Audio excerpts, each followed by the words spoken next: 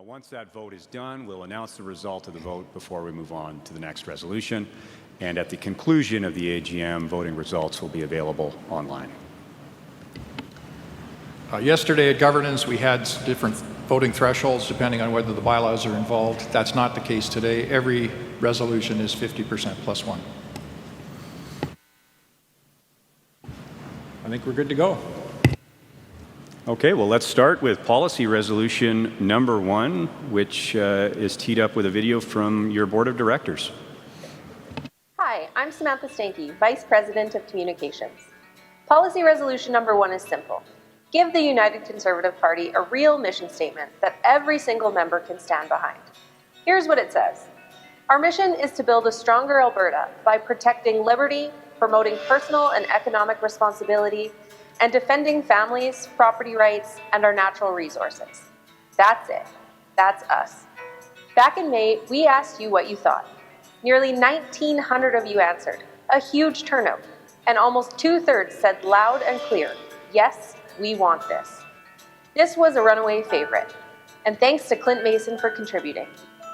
This ain't Ottawa bureaucracy, this is Alberta common sense.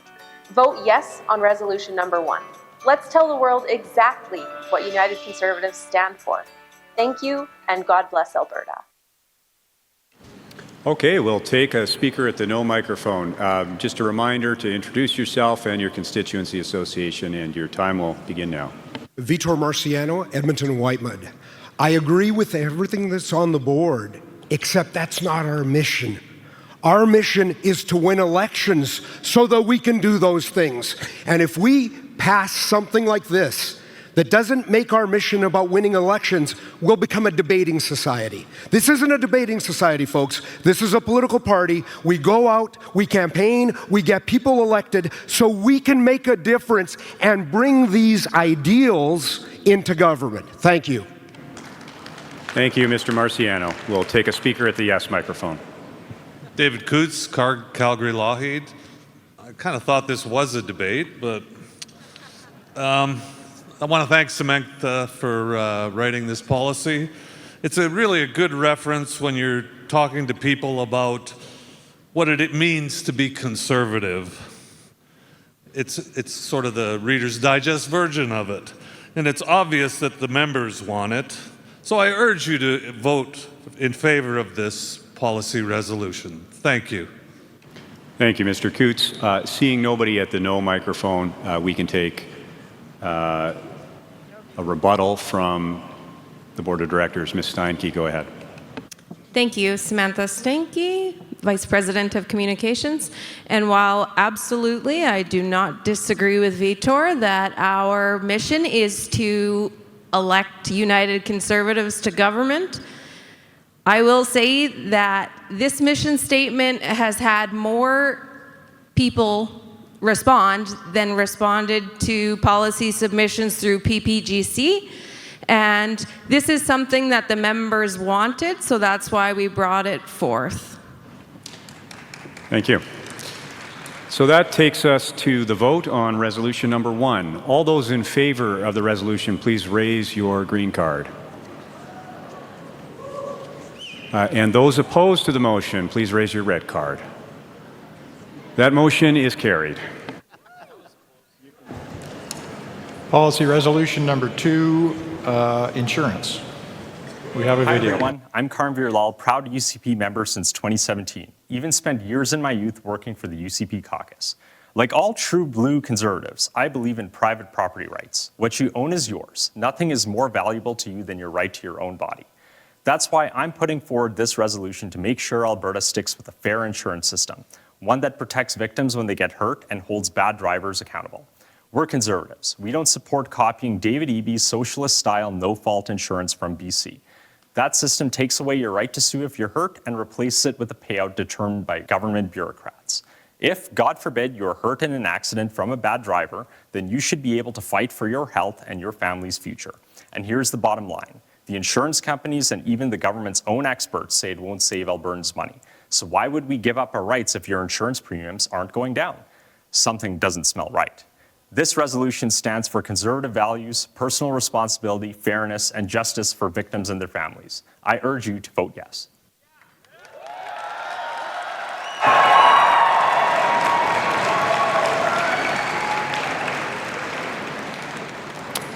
At the no mic. Oh, I'm going to get booed. Sandra Couturier from the Spruce Grove Stony Plain riding. I want to give my argument for voting no on this. It is not no-fault insurance. It is for protection of Albertans and getting Albertans back to work as soon as possible so they can continue to provide for their families without waiting for a cash payout or a prize at the end of 3 years. No. I'm serious. I'm serious. If we identify people booing other speakers, they will be removed from the room.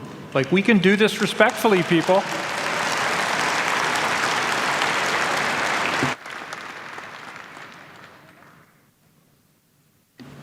Please restart the clock. Sorry, thank you. The premise behind Care First is to protect Albertans and getting them back to work as soon as possible so they can continue to care for and provide for their families. It is not no fault. At-fault drivers will still be held accountable and rated accordingly and have their rates go up and be impacted. At the end of the day, this is a benefit for all Albertans without them having to wait for a cash prize from a lawyer at the end of 3 years.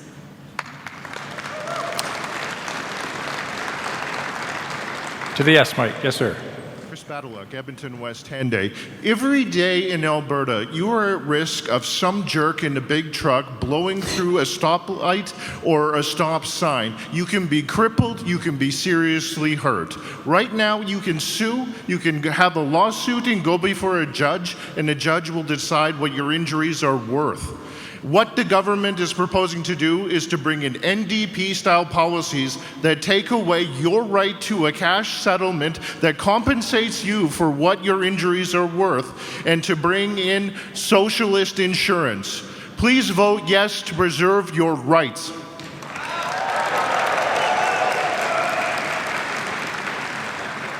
Just a word of advice to other speakers. You need to be conscious of your audience, and it may not be wise to come into this room and diss people who drive big trucks, but I'm just saying. Mr. Tulk. Gord Tulk, Red Deer South. Danielle talked about abuse of the process. I think you guys should take a look and see what went on to get this to number one. Secondarily, of all the resolutions that we have today, this is the only one I know that is being driven by vested interests of a certain group within our society.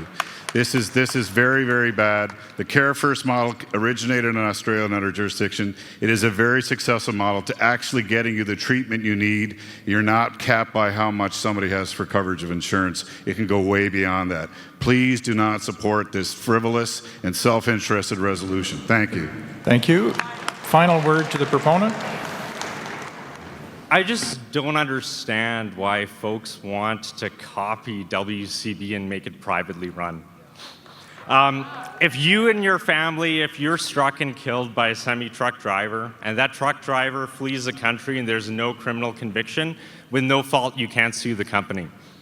So instead, in this system that's being proposed, the bureaucrats decide how much you get and there's no accountability. That's not fair, not conservative, and does not hold people accountable. Let's find a solution that brings down rates, but not at the expense of your rights. I urge you to vote yes, and vote yes to protect your rights. Thank you. Thank you. Let's call the question. Policy resolution number 2. All those in favor, please. Thank you. Opposed?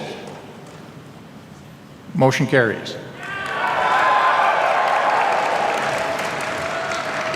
We are on to policy resolution number 3 with a video from Calgary Southeast and Maskwacis-Wetaskiwin. Hi, my name is Bonnie Meikle, and this resolution has been submitted via the CAs for Maskwacis-Wetaskiwin and Calgary Southeast. Flags on government buildings must symbolize official authority and unity. They should be limited to those that directly represent the institution, our national, provincial, or municipal flags. When unrelated or cause-based flags are flown, government risks appearing partisan or divided. Public spaces must reflect all citizens equally. By reserving flagpoles for official emblems, we preserve neutrality, fairness, and respect for everyone. Thank you for your consideration. Over at the no microphone. Go ahead, sir. My name's Alex Rod from Grand Prairie. While I agree that we shouldn't have a free-for-all for cause-based flags in any case, I believe that the motion as written would potentially impact museums being able to fly historic flags, such as the flag of the Hudson's Bay Company. Thank you, sir. Over to the yes mic. Hello, my name is Sean Glantz. I'm 15 and I'm from Brooks Medicine Hat. I'm sure you remember me from the other day. Thank you. So the thing is, if the left heard this, they would call this, it's racism. It's flat out racism. But no, this is not about racism. This is about patriotism. We will never not be proud to be Albertans and Canadians. We will be flying those flags at our buildings. And that will be all from me. Thank you, Mr. Glantz. It's an opportunity for one more speaker at the no microphone. Seeing nobody there, right of reply to Ms. Meikle. Go ahead. Hi there. Just to note that this is a policy suggestion and the government could make carve-outs for a museum's historical flag, for example. This is why we can't have nice things. This means we don't have Christmas decorations either. Just got to keep it neutral. We're too divided. Thank you. Thank you, Ms. Meikle. With that, we'll call the question on policy resolution number 3. All those in favor, please raise your cards. And those opposed, please raise your cards. The motion is carried. Policy resolution number 4, Calgary Buffalo. We have a video. Hi, fellow delegates. Calgary Buffalo CA is pleased to present Policy Resolution number 4. The UCP is committed to ensuring access to provincially funded healthcare and social benefits for Canadian citizens, permanent residents, and recognized refugees. Temporary residents, visitors, undocumented individuals, and unsuccessful asylum seekers should be responsible for paying for the services they utilize. This resolution stands on 4 pillars. First, fiscal responsibility, preserving the future viability of these programs and maintaining public trust. Second, fairness, ensuring equal access for legal residents. Third, provincial autonomy, asserting Alberta's right to prioritize the needs of Albertans.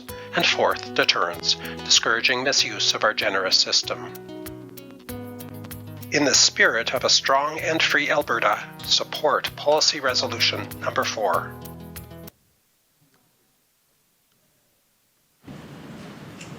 Mr. Chen.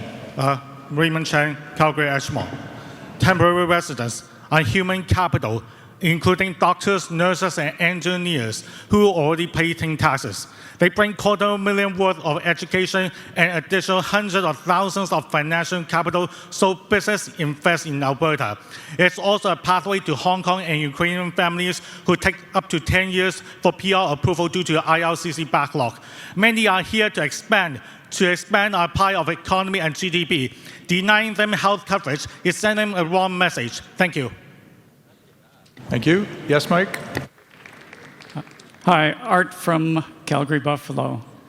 We've been talking all weekend about saving money for health care, and so this policy just says that the people who get health care paid for by the taxpayers of Alberta should be legal residents of this province. Illegal residents shouldn't have to be paid for by the taxpayers of Alberta. Thank you. Thank you. Mr. Tulk?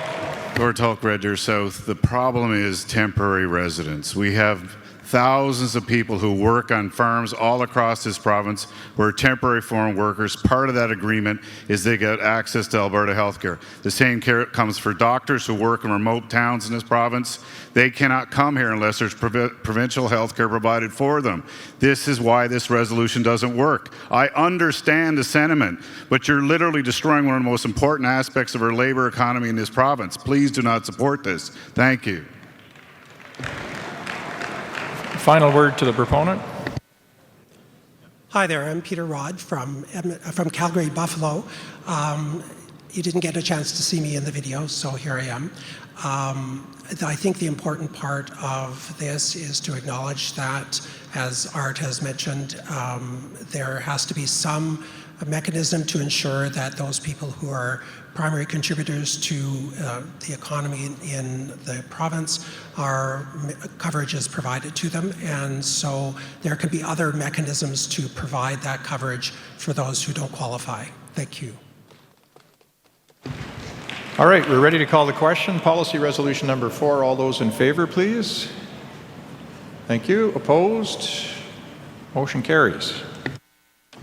That takes us to policy resolution number 5 with a video from Lethbridge West.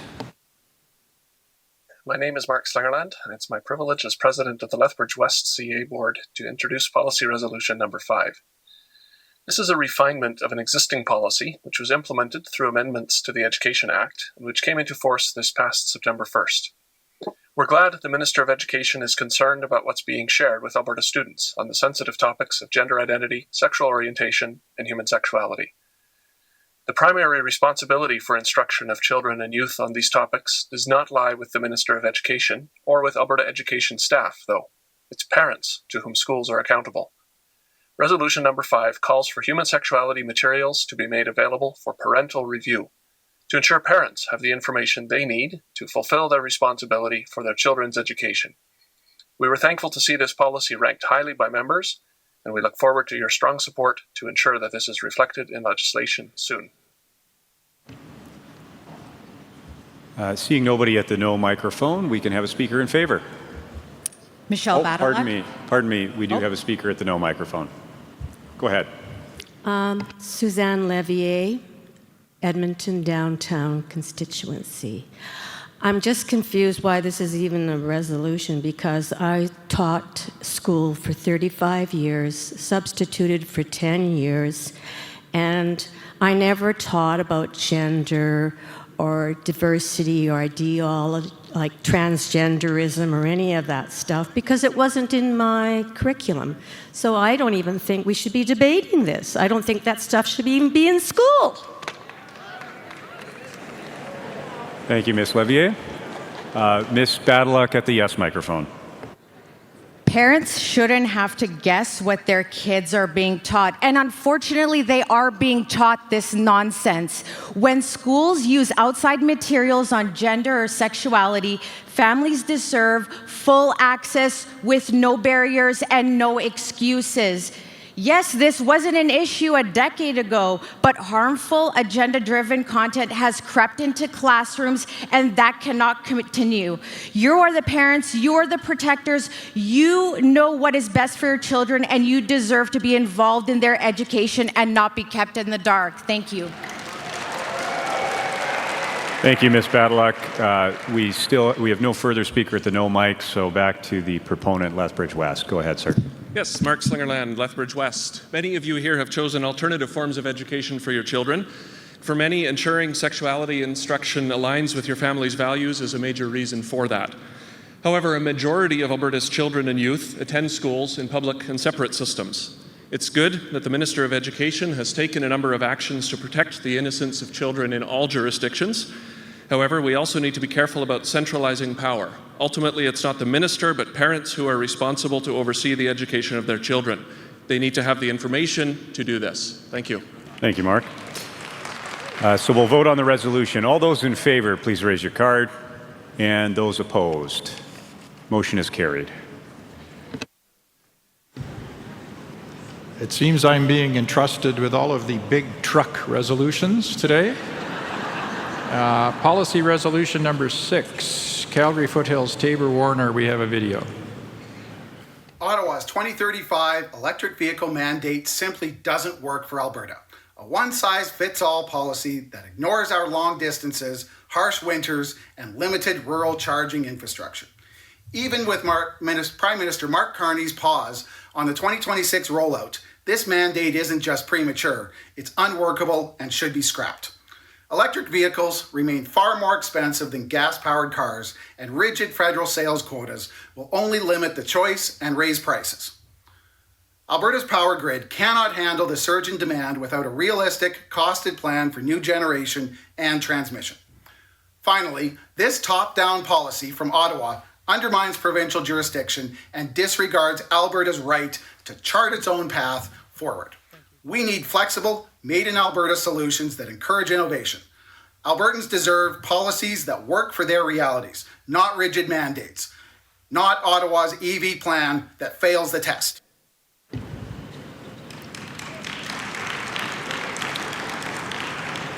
Yes, sir, at the no mic. Yep, Daryl Prue from Peace River. I like this resolution, but I don't like the last two words, by 2035. It just makes me think the implication here is that we're okay with by 2036 that the government could impose such things. And I also see that it seems to be like a duplicate to policy resolution number 11, so it's kind of moot. Thank you. The rapidly aging speaker at the yes mic, please. Oh, man. Oh, that's good. Okay, so you're going to have to give me a second. Okay, so the thing is, they say 2035 because Ottawa plans it by 2035, which we know to be unrealistic and unreasonable. Now, I would oppose this because of the fact that they say it's good for the environment, but let's be honest. They create this out of mining the same materials that they think is bad for the environment. It's ridiculous. That'll be all.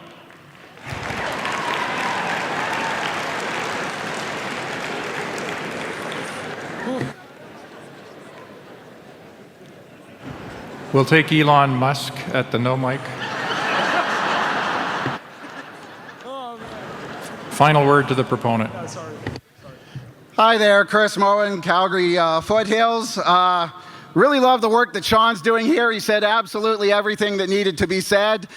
Please vote yes, and let's make sure that we can continue to make life more affordable for us. Thank you. I think we can all understand where Sean gets his enthusiasm. All those in favor of Policy Resolution 6, please. Thank you. Opposed?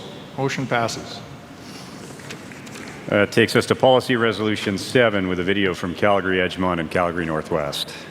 Canada needs a modern energy corridor strategy that gets Alberta oil and natural gas to domestic and global markets in every direction.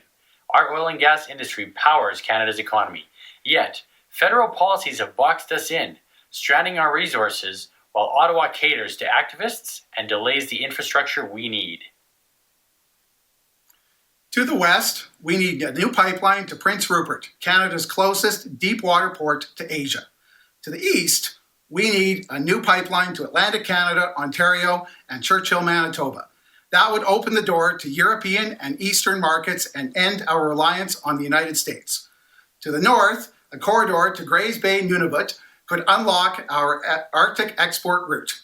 These aren't pipe dreams. They're nation-building projects. We don't need handouts. We need pipelines and a federal government that stops standing in the way. Okay, do we have anybody at the no microphone? Seeing nobody there, Mr. Glanz at the yes microphone. Oh, pardon me, Mr. Glanz, we do have a no speaker. I'm just going to put you on ice for a second. Mr. Eddy at the no mic.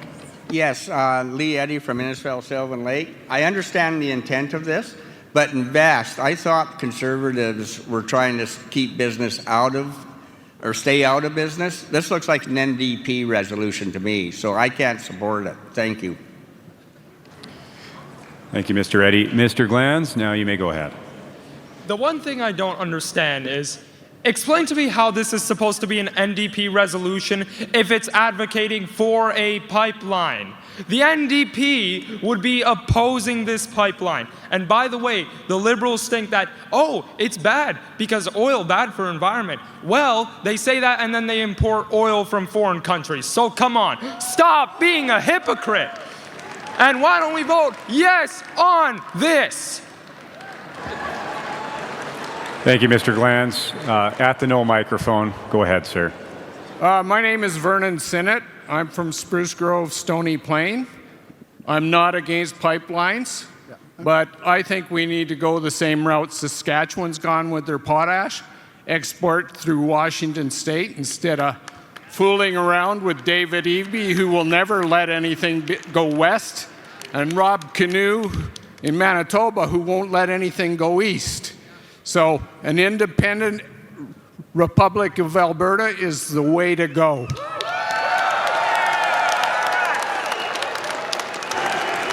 Thank you, Mr. Sinnott. Mr. Moen at the yes mic. Hi there. Well, thank you. Sorry, we already used my best debate with Sean here.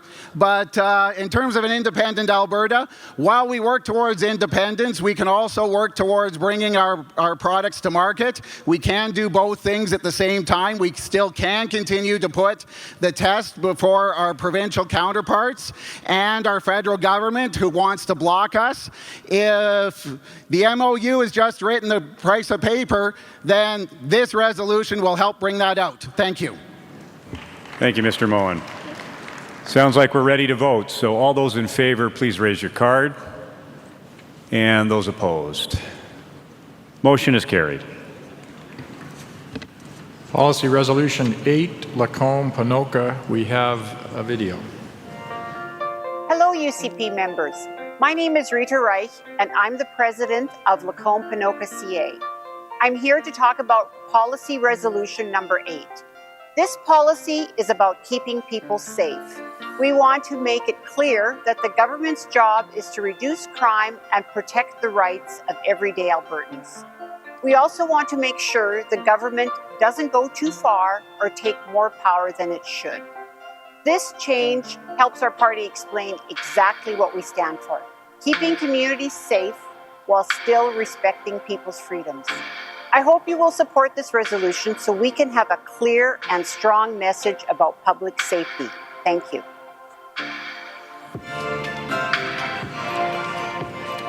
Does anyone wish to speak against the resolution? Nope. Seeing no one, to the yes mic. Seeing no one, to the no mic. I'm getting dizzy. Seeing no one. Oh. Yes, sir. Hi, Richard Harder from Grand Prairie Wapiti. I agree with the idea, but in here it says, protecting public safety as a primary responsibility of government. I'm scared this will take away my right to protect myself because the NDP will say it's the government's job, not mine. The yes mic, I guess we're not quite to the, no. All right, final word to the proponent. No, thank you. We're picking up time. All those in favor of Policy Resolution 8, please raise your card. Thank you. Opposed? Motion carries. Policy Resolution number 9. We've got a video from multiple constituency associations. Despite strong efforts by groups like Alberta First Pension and the Alberta Institute, the idea of replacing the Canada Pension Plan with an Alberta Pension Plan has faced resistance, but that's starting to shift. New public opinion research shows that when Albertans are assured an APP would provide equal or better benefits for seniors, support rises to 55%. We also need to be clear about the path forward. An Alberta pension plan should be managed in Alberta by Albertans, focused solely on maximizing returns, not meeting Ottawa's DEI investment targets. Transitioning out of the CPP will estimated to take 3 to 5 years, but we must begin preparing now. Since Alberta will need to build the infrastructure and policies for a provincial pension plan if it leaves CPP, it makes sense to begin that work now. A well-designed Alberta pension plan with world-class administration and investment policies will deliver stronger, longer-term outcomes for all Albertans. At the no microphone, go ahead, sir. Oh, it's a little bit low here. Hold on just a second. All right. Anthony Lexick, Chestermere, Strathmore. I advocate no, but only because this policy doesn't go far enough to take back control of your own hard-earned pension money. We should include in this the option in any of our policy for individuals to withdraw from any government pension system and its mediocre monthly returns and place those funds in a locked-in retirement account that you control. This is exactly what Australia already does with their pension system, which is a far superior performing system and one of the major reasons why the average Australian is much wealthier than the average Canadian. No one cares more thank you, about Mr. your own Alexic. pension than yourself. I've got to say you're over time, but thank you. Mr. Tulk at the yes mic. Gord Tulk, Red Deer South. I very much agree with some of the comments at the no mic. I'm not sure if that was really a no. The CPP Management Board has misused your money. We have the right to leave the plan. We have the right to make it far more transparent and accountable to you. It's your money. We need to take it back, properly invest it, and give more options for how you want to use it in your retirement and how you give it to your heirs. This is a rock-solid way of improving the Alberta Advantage. Please vote in support of this motion. Thank you. Thank you very much, Mr. Tulk. We're just going to go over to the no microphone. Justin Vung, Edmonton Centre. I urge you to vote no on this resolution because the CPP is currently solvent and the PBO says it will be that way for the foreseeable future.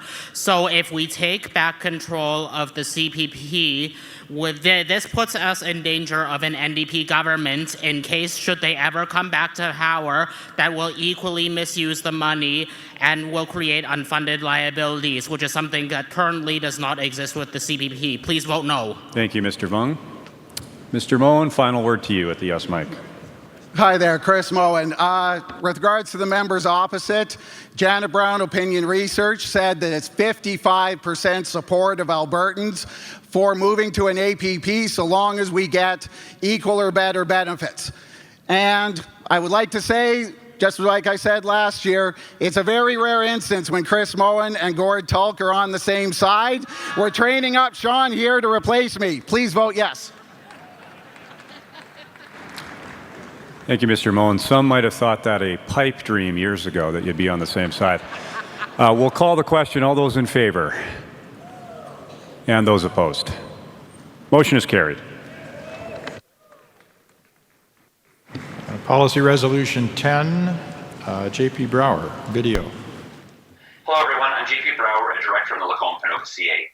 Policy Resolution 10 proposes that the UCP believes in strengthening the legal ability of every Albertan to protect themselves, their families, and their property. Right now, too many law-abiding people feel uncertain about what they're allowed to do in a dangerous situation. This resolution addresses that. We should improve the legal framework so Albertans have clearer, stronger support when they're forced to defend what matters most.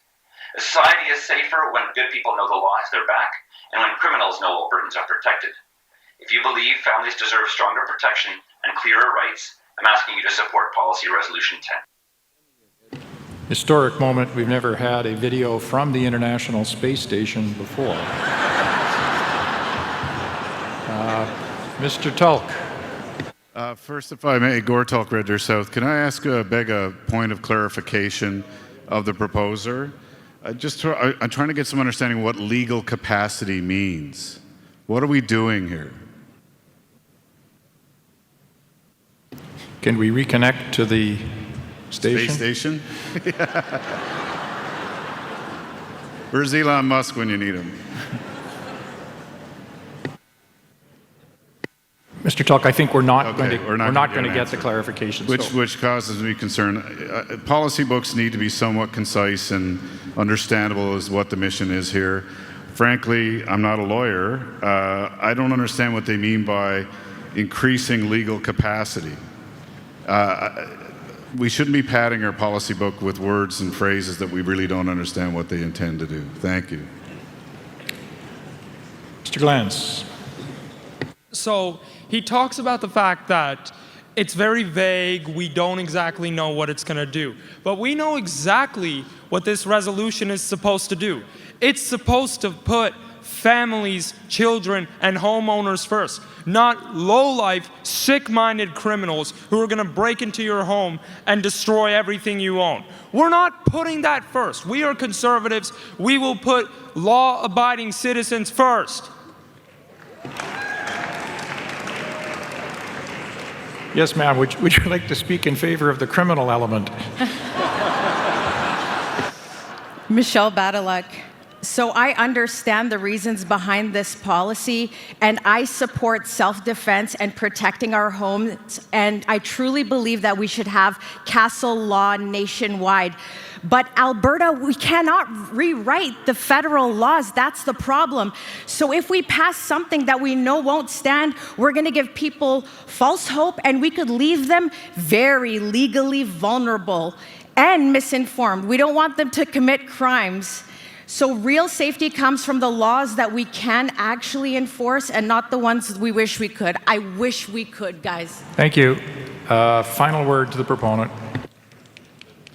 Chris Moen, PPGC.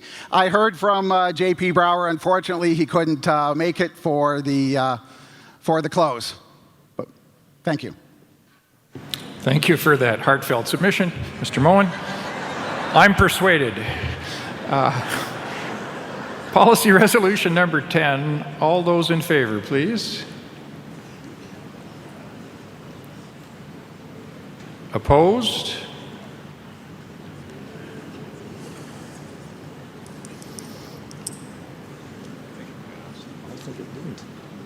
We're going to do that again, please. So let's start again. All those in favor?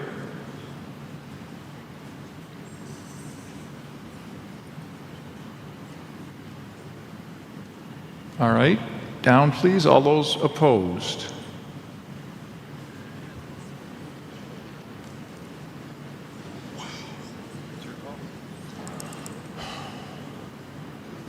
I'm sorry. We need to count, I think.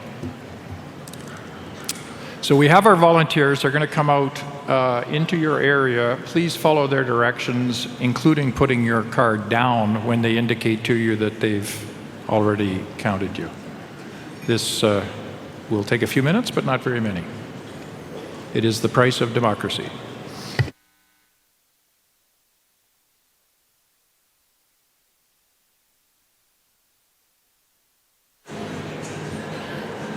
All right. All those in favor of Policy Resolution 10, please raise your card and leave it up until the counter indicates by some manner that you can now drop it.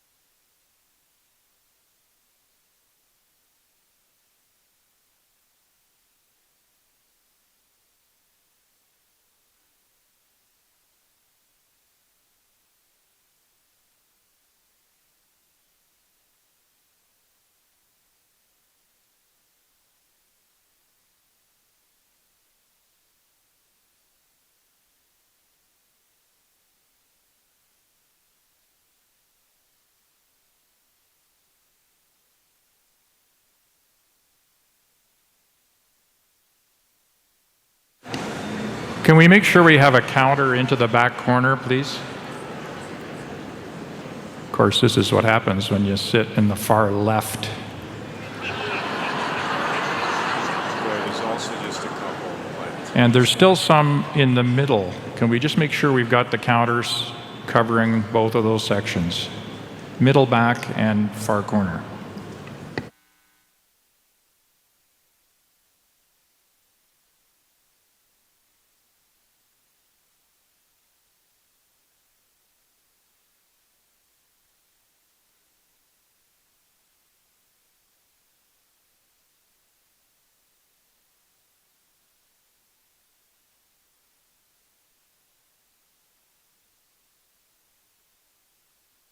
All right, thank you. Can we now have all those opposed to resolution number 10, please? Please raise your cards, and again, leave them up until the counter indicates otherwise. Thank you.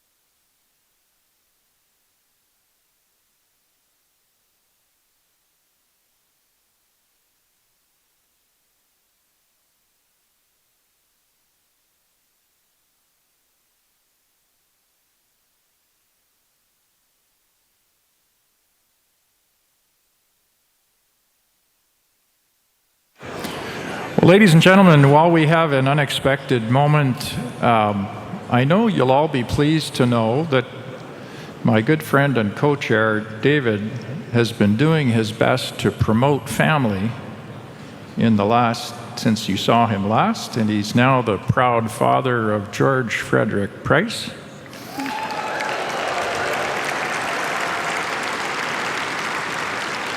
George Frederick, the future Premier of Alberta, is 7 months old, and I went out to the swag shop looking for something suitable. The party board may want to take a note or two from Mr. Glanz because we don't seem to have a lot for kids out there. So there are no toddler outfits. I was offered a man's small t-shirt, which seemed a little excessive for a 7-month-old, but I was able to find a rubber ducky. So David, and this is no ordinary rubber ducky. It says on it, first of all, it's got a cowboy hat and dark glasses and a cowboy scarf, and on the side it says United Conservatives. So David, congratulations on behalf of all of us. There you go. Well, thank you very much, Blair. And a tip for the merch folks, maybe they can start hawking some baby onesies of the sleeveless variety, message on it, the right to bear arms. Might be a bestseller.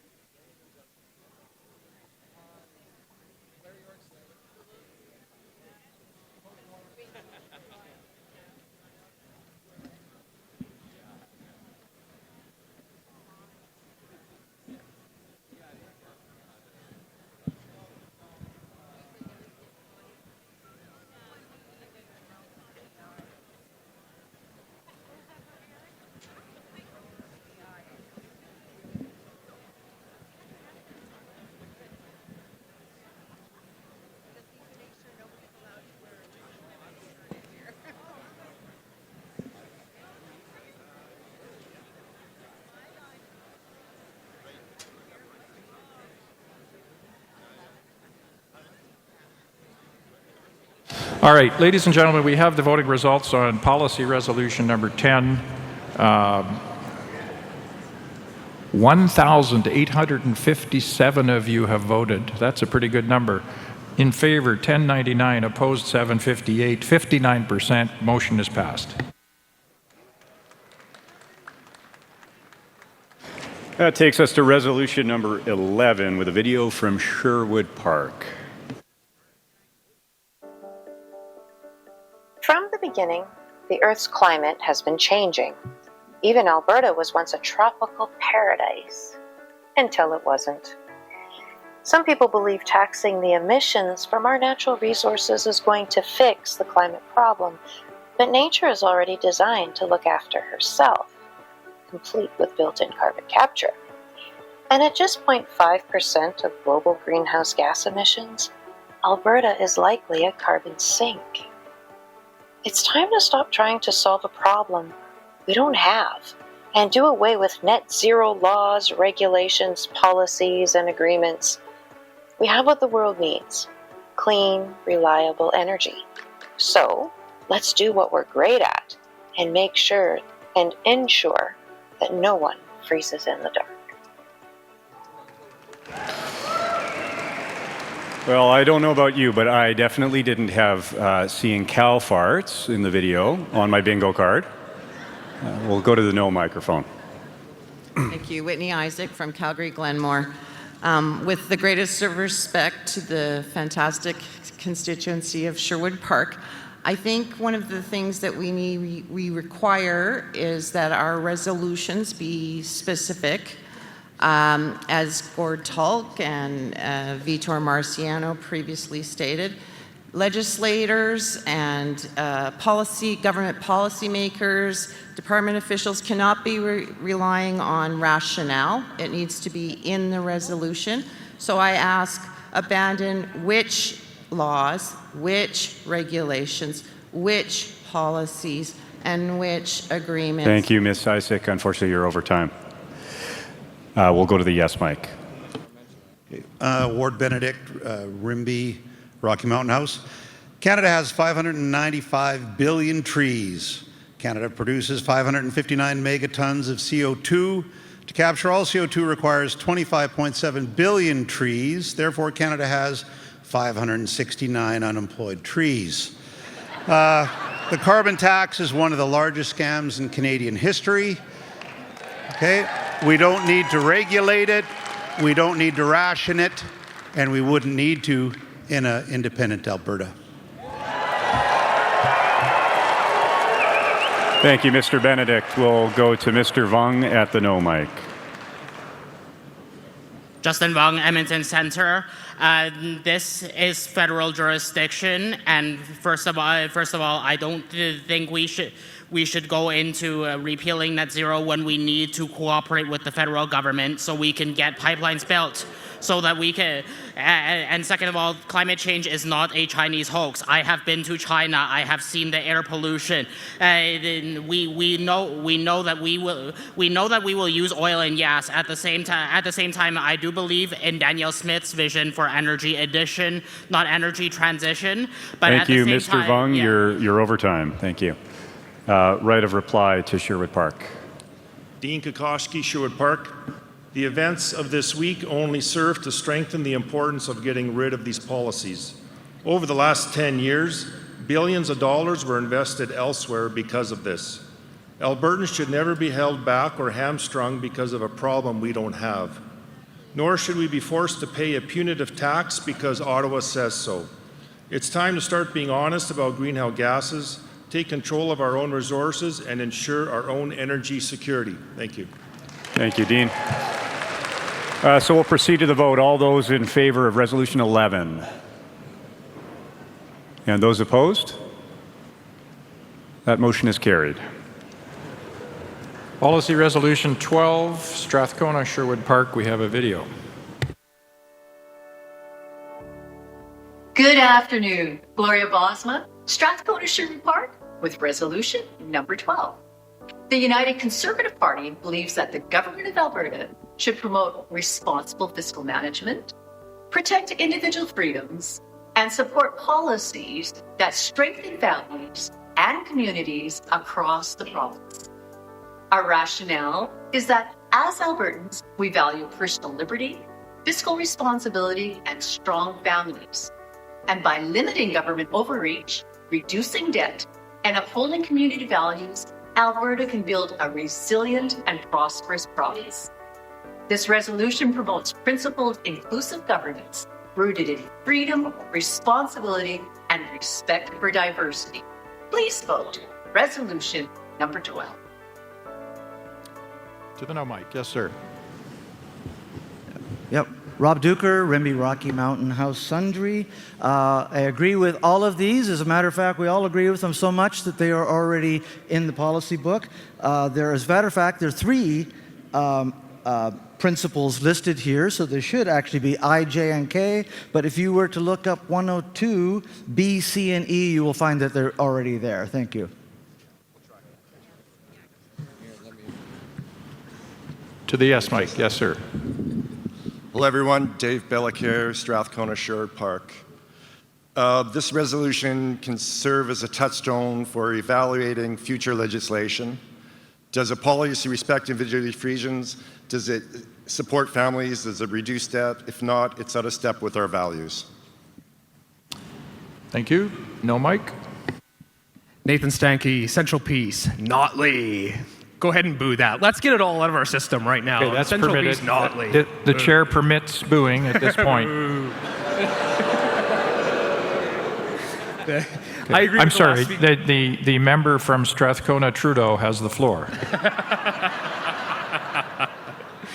I do agree with the last speaker. I love all of these things. They're all in the statement of principles that I see. In fact, fiscal responsibility is already in here twice. And so there's only so many times you can talk about it. At some point, you just have to do it. So. Thank you. Final word to the proponent. Gloria Bosma, Strathcona, Sherwood Park. This resolution unites our core conservative values, individual freedom, strong families, fiscal responsibility, giving members a clear guiding vision. It reinforces local decision-making, pushes back against centralized overreach, and lays out a proactive plan for Alberta's future. It becomes our filter for policy. Protect freedoms, support families, and reduce debt. Please vote yes. Thank you. We're ready for the vote on Policy Resolution 12. All those in favor, please.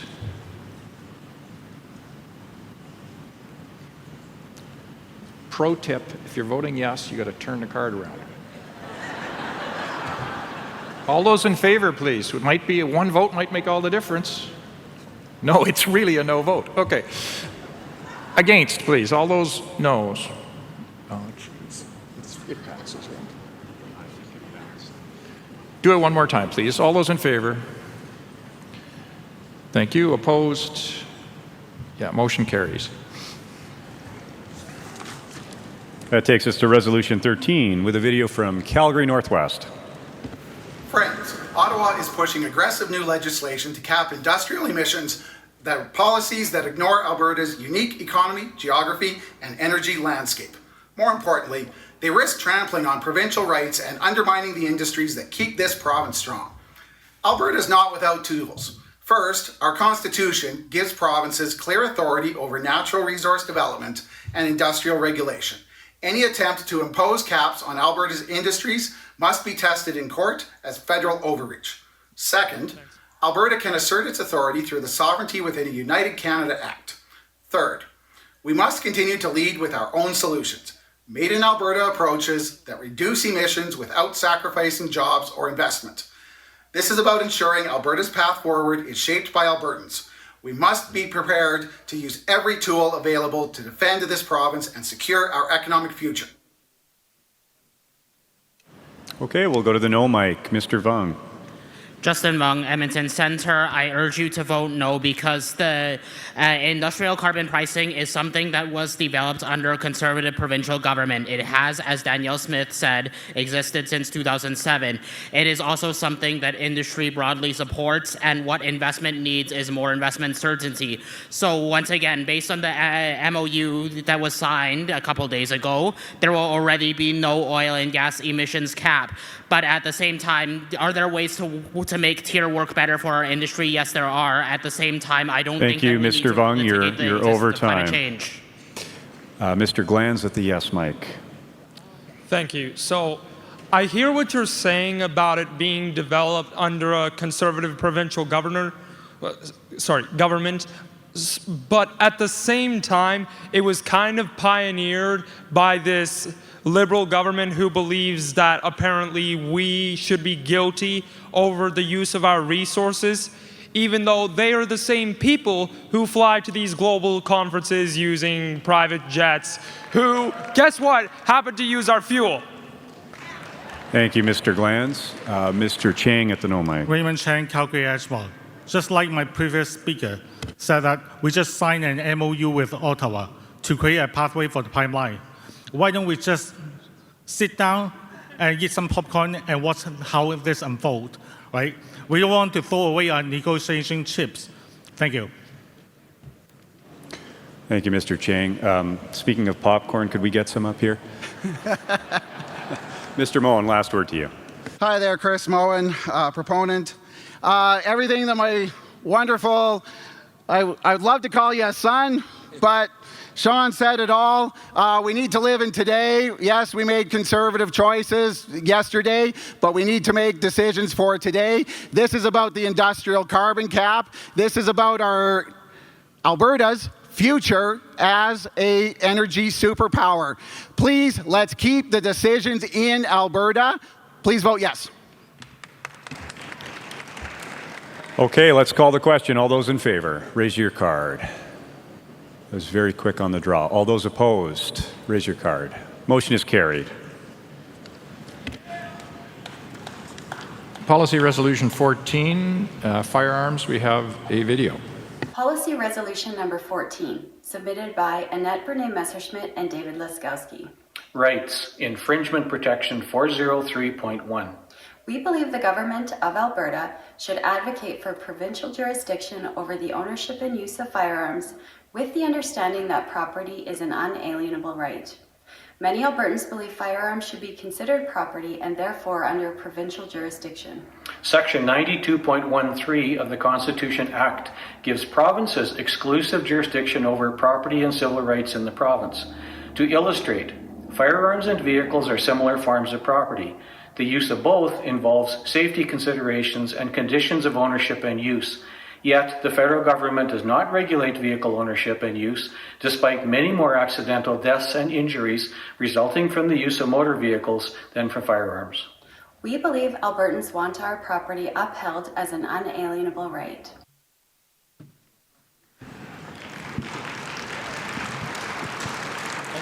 Mr. Tulk. Or Tulk, Red Deer South. While I understand the desire to do something like this, let's think about the consequences. Right now, I can have my pal and my shotgun, and I can drive from Victoria to St. John's, Newfoundland.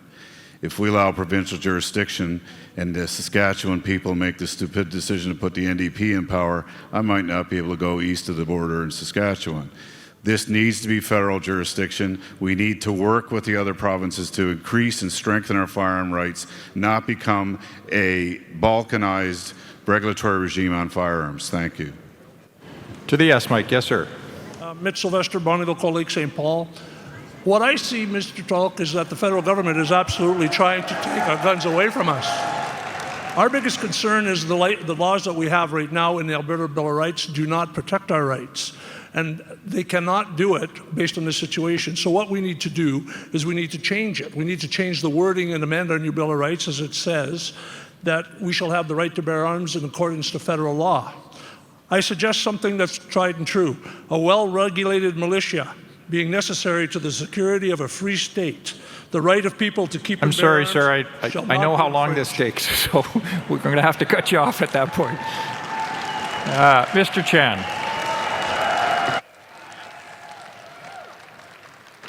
Raymond Chan, Calgary Edgemont. I support responsible firearm ownership in Alberta, but calling it an unalienable right goes too far.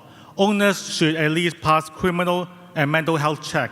We already have similar policies in number 8 and 10 that advocate for increasing our capacity for legit defense. Thank you. Thank you. Final word to the proponent. Annette Renee Messerschmidt, Lac-Saint-Anne Parkland Board. I'll be pretty quick because I'm nervous, first of all, and admittedly, I'm not an expert on firearms, but I do strongly believe in unalienable rights, like I know many Albertans do as well. So let's help make the slogan, Alberta Strong and Free, make sense to the fullest. Please vote yes. Thank you. Thank you. We're ready for the vote on Policy Resolution 14. All those in favor, please. Opposed? Motion carries.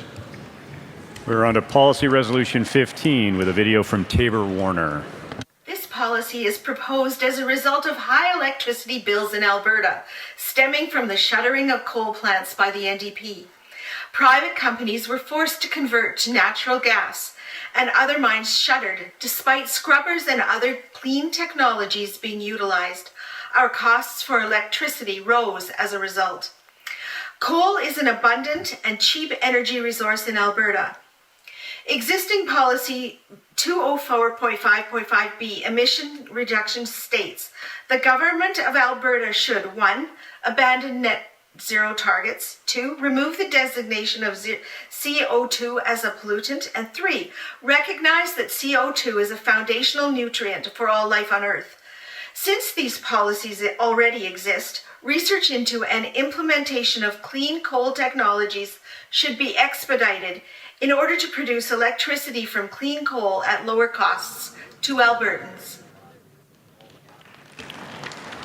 Anybody at the no mic? No?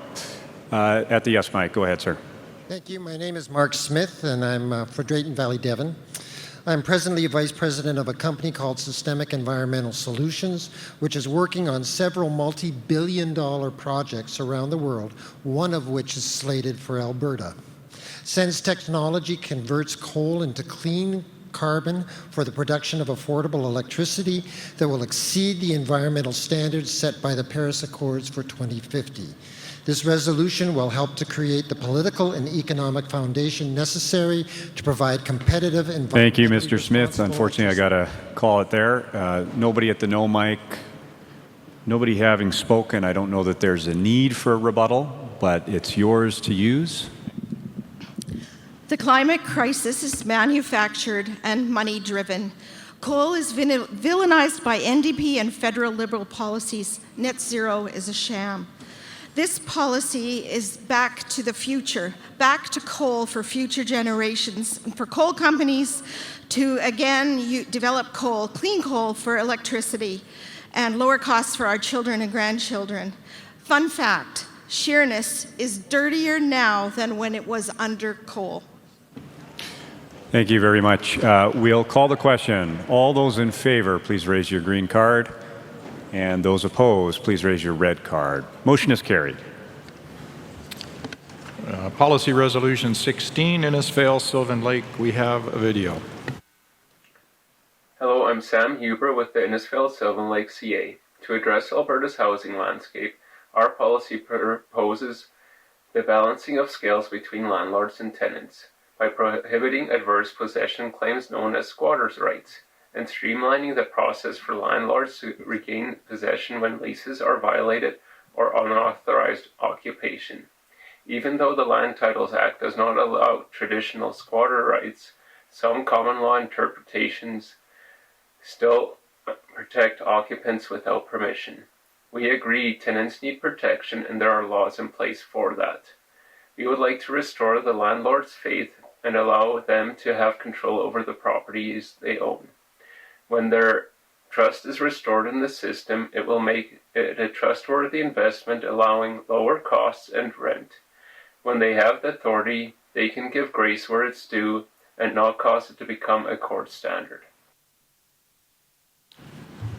Does anyone wish to speak opposed to the resolution? Seeing none, to the yes mic. Cameron Galiski, Innisfail, Sylvan Lake.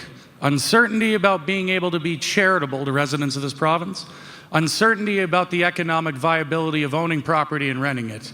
Squatters undermine the integrity and trust in our system. And to quote a famous former mayor of Calgary, and dare even say a premier, creeps and bums need to get the heck out. Vote in favor. Thank you.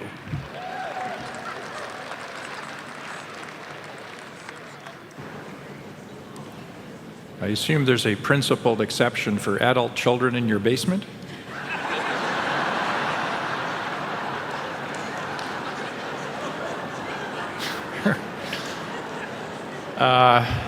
Still seeing no one at the no mic, over to the proponent for the last word. Tracy Tales, Innisfail, Sylvan Lake. This resolution was brought forward to draw attention to the discrepancy between the law that's on the books and the way that court rulings can play out in reality for landowners.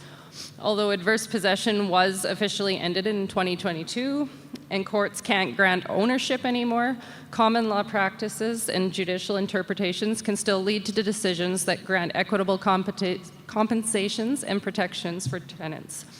We'd like to see clearer guidelines from the government to the courts. Thank you, ma'am. We're ready for the vote on Policy Resolution 16. All those in favor, please. Opposed? Motion carries. That takes us to Resolution 17 with a video from Edmonton Southwest. I am Humberto Quiroga, VP of Policy for the Edmonton Southwest Constituency Association, and I would like to put to your consideration Policy Resolution number 16.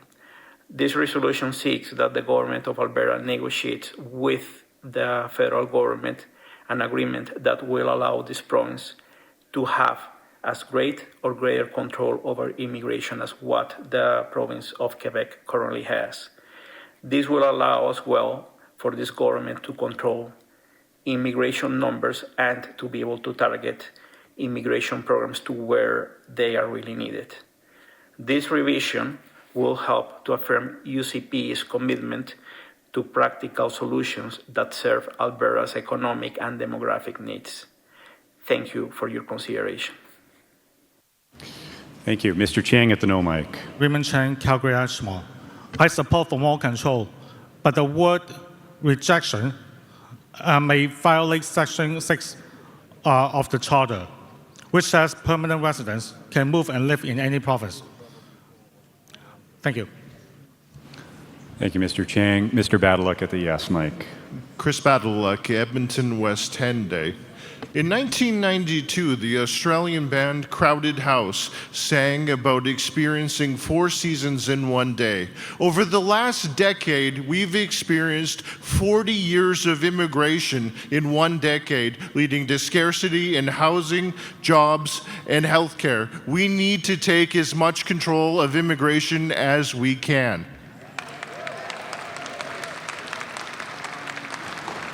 Thank you. Nobody at the no mic, so the right of reply to Edmonton Southwest. Hi, Vince Byfield, Edmonton Southwest president. So as of this morning, in her speech, the Premier is way ahead of us on this one. She's already committed to do exactly what we're asking for and more. That's great news. So let's give her a big green yes. Call it an advance credit for next year's accountability session, and thank her for her leadership. Vote yes. Great job, Premier. Thank you, Mr. Byfield. Let's call the question then. All those in favor, please raise your green card. And those opposed? Motion's carried. Policy Resolution 18, Airdrie East. There, Diana Pettit, Airdrie East. Studies indicate that social promotion receives a failing grade. Social promotion is advancing students to the next grade level, even when they have not met the academic requirements of the current year. Advocates of social promotion focus on the problems they associate with course repetition, such as higher dropout rates, damage to self-esteem, students get behind, end up worse off academically and emotionally than those socially promoted. These negative effects of grade retention have been exaggerated. Despite the widespread use of social promotion in North America, this practice needs to end. Passing a student who has not yet mastered the content leads to the following: graduates who lack the necessary knowledge and skills for academic success in the future, significant ability disparities among students in individual classrooms, a negative effect on student motivation, potentially creates an air of entitlement, increased work burden on faculty, potentially impairs access to higher education, potentially leads to difficulties as adults. Please vote in favor of this policy. Does anybody wish to speak against the resolution? Yes, sir. David Fletcher, Edmonton Millwoods. I really had to think about this one because I should have been held back when I was in school, but I found a few teacher friends, and one of them said you could call this resolution the Jethro Bodine resolution. If you want to see an 18-year-old sitting in grade 5 trying to repeat, that's it. So vote for that if you want Jethro Bodine in your kids' classrooms. That's a great pop reference, but I'm concerned that only you and I remember it, sir. Yes, Mike. Chris Badaluk, Edmonton West Henday. I'm a lawyer, but I come from a family of teachers. My brother teaches grade 10. He has kids who can't read. We need to uphold standards in our schools. The curriculum can be whatever you want it to be. They can teach anything and everything. But if no one is ever held accountable for their ability, their skill, and their grades, our education system is useless. Please support the resolution. Thank you. Over to the no mic. Yes, sir. Jeff Park, Lethbridge East. I want to speak against this not because I oppose the idea of holding educators accountable and making sure that all kids are able to meet standards, but because it does not allow the flexibility to parents, independent schools, charter schools, to be able to make their own decisions on this. We just had to add, when we passed Resolution 5, to a top-down, province-down resolution. We'll have to do that again if we pass this one.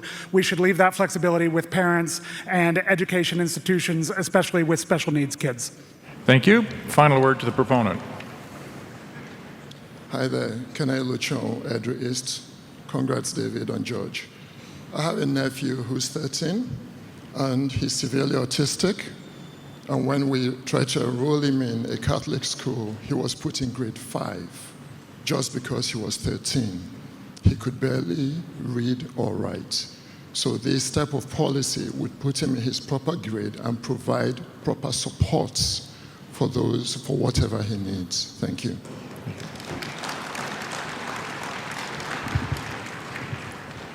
Are you going to redshirt George Frederick for the basketball scholarship? No? All right, Policy Resolution 18. All those in favor, please. Opposed, please. Motion carries. That takes us to Policy Resolution 19, and we've got a video from Strathcona Sherwood Park. Hello, Gloria Bosma again with Strathcona Sherwood Park, Resolution number 19. The United Conservative Party believes the Government of Alberta should review the use of DEI, diversity, equity, and inclusion programs, policies, and consultants in Alberta's K-12 education system to ensure that instructional practices remain politically neutral, inclusive, and focused on academic excellence. The rationale is that public schools serve diverse communities and should maintain a politically neutral stance. Approaches that categorize students by race or identity can unintentionally create division or discomfort. Instead, schools should foster inclusive environments where all students feel valued, respected, and heard. Please support Resolution number 19. At the no mic, go ahead, sir. Howdy, my name is Shoaib Fruzen. I'm from Edmonton Highlands. I'll try to make this quick. All right, I agree with the spirit of this particular resolution, but I have 2 points of contention. The first one, in my limited judgment, the cultivation of excellence and inclusivity are mutually exclusive. Second, political neutrality. The left has been, their narrative has been in the standard for so long that we should probably be aiming for something along as conservatism as the baseline of our education, as opposed to just neutrality. And this is how the left gets their ratcheting. Thank you, sir. We'll go over to the yes mic. Go ahead, sir. Hi, I'm Seth Brown from Sherwood Park. Here's what DEI tells me and tells so many minorities across this country.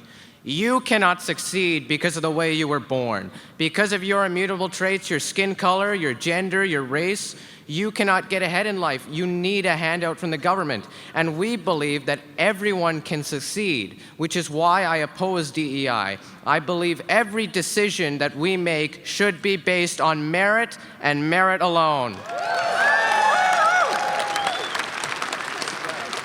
Thank you, Mr. Brown. Nobody at the no mic. Right of rebuttal. Go ahead. Sure. Gloria Bosma, Strathcona Sherwood Park. A large board surveys students for their gender and racial identity, religion, and sexual orientation. They've implemented social innovation labs and told to learn and reflect on our history through the lens of anti-racism and equity. Students need to know that effort, achievement, and character matter, not race or identity label. Parents expect learning, not labeling. Please vote yes. Thank you, Ms. Bosner. We'll call the question. All those in favor, Resolution 19. All those opposed. Motion is carried.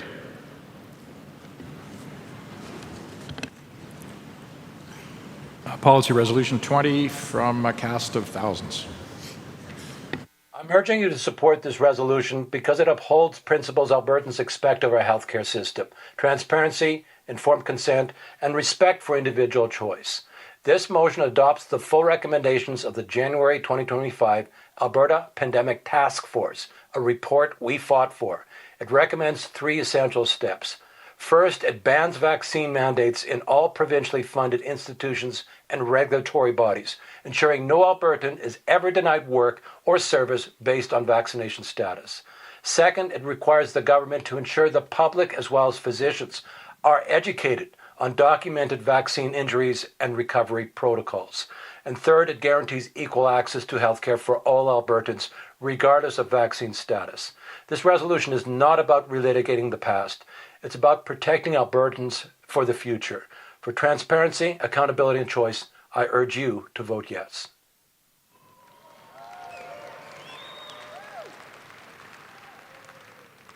To the mic, yes, sir.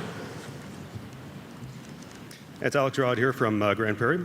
I would just like to address a question to everybody here.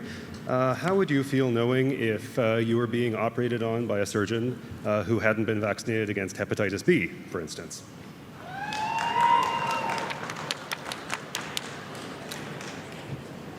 Over to the yes mic for the answer. Yes, sir.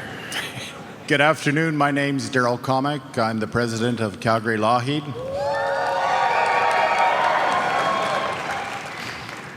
There has been considerable debate, discussion, and of course, information that's come forth regarding the pandemic report that is done by Dr. Davidson.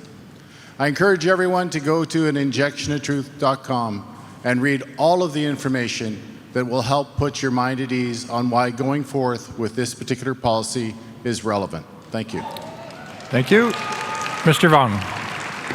Justin Vong, Edmonton Center. The vaccines do work. I am vaccinated. I'm alive. And the other thing is the vaccine mandates are these do not only cover COVID vaccine, they cover other vaccines. Many industries have had vaccine mandate long before COVID came about. So there's no need to increase the burden on our already overburdened healthcare system by ensuring more communicable disease that can be prevented through vaccines. Thank you, sir. Final word to the proponent. Roy Byer, Calgary Varsity, and this motion adopts the recommendations of a task force led by Dr. Gary Davidson, but also a team of medical experts. They do know what they're talking about. Their report gives a clear picture of what went wrong in the application of the mandates and how to prevent it from happening again. As the saying goes, if you don't learn from the past, you're bound to repeat it again. Supporting this resolution supports accountability, protects rights, and ensures Albertans are better prepared in the future. Let's vote a resounding yes to this motion. Thank you. Policy Resolution 20. All those in favor, please. Opposed, please. Motion carries. Resolution 21. We've got a video from Vermilion Lloydminster Wainwright. Vicky McFarlane with Vermilion Lloydminster Wainwright CA. We wish to add to Education Article 202.6, the resolution. Affirm that parents will receive full disclosure of their children's participation in school-facilitated extracurricular groups. Rationale. While in power, a former government required school boards to add secrecy wording to policy mandating the approval of extracurricular clubs in schools. The successive government removed the requirement for secrecy wording, but did not require school boards to remove it. School boards who have left the secrecy wording in place interpret privacy policies to imply that teachers withhold information from the legally recognized parents or guardians. Administration/boards should not create, maintain, or enforce any policies that require teachers to withhold information from such legally recognized parents or guardians. Okay, at the no mic, go ahead. Hi, Connie Weeb, Calgary Fish Creek. Although the rationale of this policy focuses on gay-straight alliances, its extent is a lot broader. For example, many public schools have faith and fellowship clubs for Christian students. One could imagine a Muslim student that may like to attend one of these clubs, maybe to learn more about Christianity or just hang out with some Christian friends, but avoids it because he fears his parents may interpret his attendance as their son changing his religion. If students know their participation in extracurriculars will be monitored and reported, they may avoid them, limiting students' opportunities for learning, leadership, and socializing freely. Thank you, Ms. Weeb. We'll go to the yes mic, Ms. Badalek. With all due respect, that example doesn't really exist, but the gay-straight alliances do. parents should not be sidelined from their child's life. When a school runs an extracurricular group, parents have the right to know their kids are involved. That isn't interference, it is responsible parenting. We have all seen the kinds of groups that can shape young minds in ways families never intended. When parents are informed, they can protect their child's well-being. Thank you, Ms. Badalek. Unfortunately, you're over time. And we'll go to the no mic. Go ahead. Sheila Cunningham from Red Deer North. And so, yes, responsible parenting, it involves parents knowing what happens with their kids and their extracurricular activities. But what happened to the parents asking the children what activities they were in and expecting an honest answer? What happened to the worst punishment for a kid being based on lying to your parents? Why do the parents need to go to the principal to find out what their child is in? Thank you, Sheila. We'll go to the yes mic for the rebuttal. Go ahead. Vicki McFarland, Vermilion, Lloydminster, Wainwright. So this is simple. Schools should never get between parents and children. The NDP imposed rules that forced teachers to withhold information. That mandate is gone, but in many places the secrecy exists. All I ask is that boards return to transparency and respect for parents. This motion does that. I hope you will support it. Thank you, Vicki. We'll call the question. All those in favor of Resolution 21 and those opposed, motion is carried. Policy Resolution 22, Eldon Barand, we have a video. Hi, I'm Christy Edwards, and I have the privilege and the honor to share with you Policy Resolution number 22 submitted by independent member Eldon Barand. Alberta's strength comes from its people, free, hardworking, and committed to building a prosperous future. Policy Resolution number 22 stands firm. Alberta must oppose any federal laws or actions that limit our civil rights, freedoms, or ability to thrive. We believe Albertans should live their lives according to their values, with opportunity protected for our children and grandchildren. Capitalism and personal freedoms have lifted generations. They're worth defending.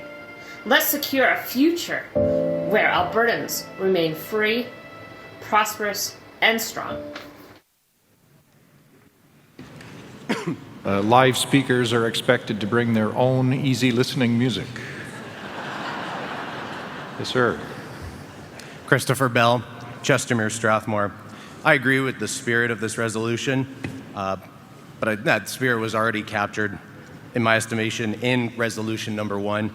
In terms of the motion to stand against federal legislation, that's not specific enough, and that's already been reflected in Resolution 6, Resolution 9, I believe Resolution 17, Resolution 14, and others that have yet to follow. So it's not specific enough. There aren't any action steps. Thank you. Thank you. Anybody at the yes mic?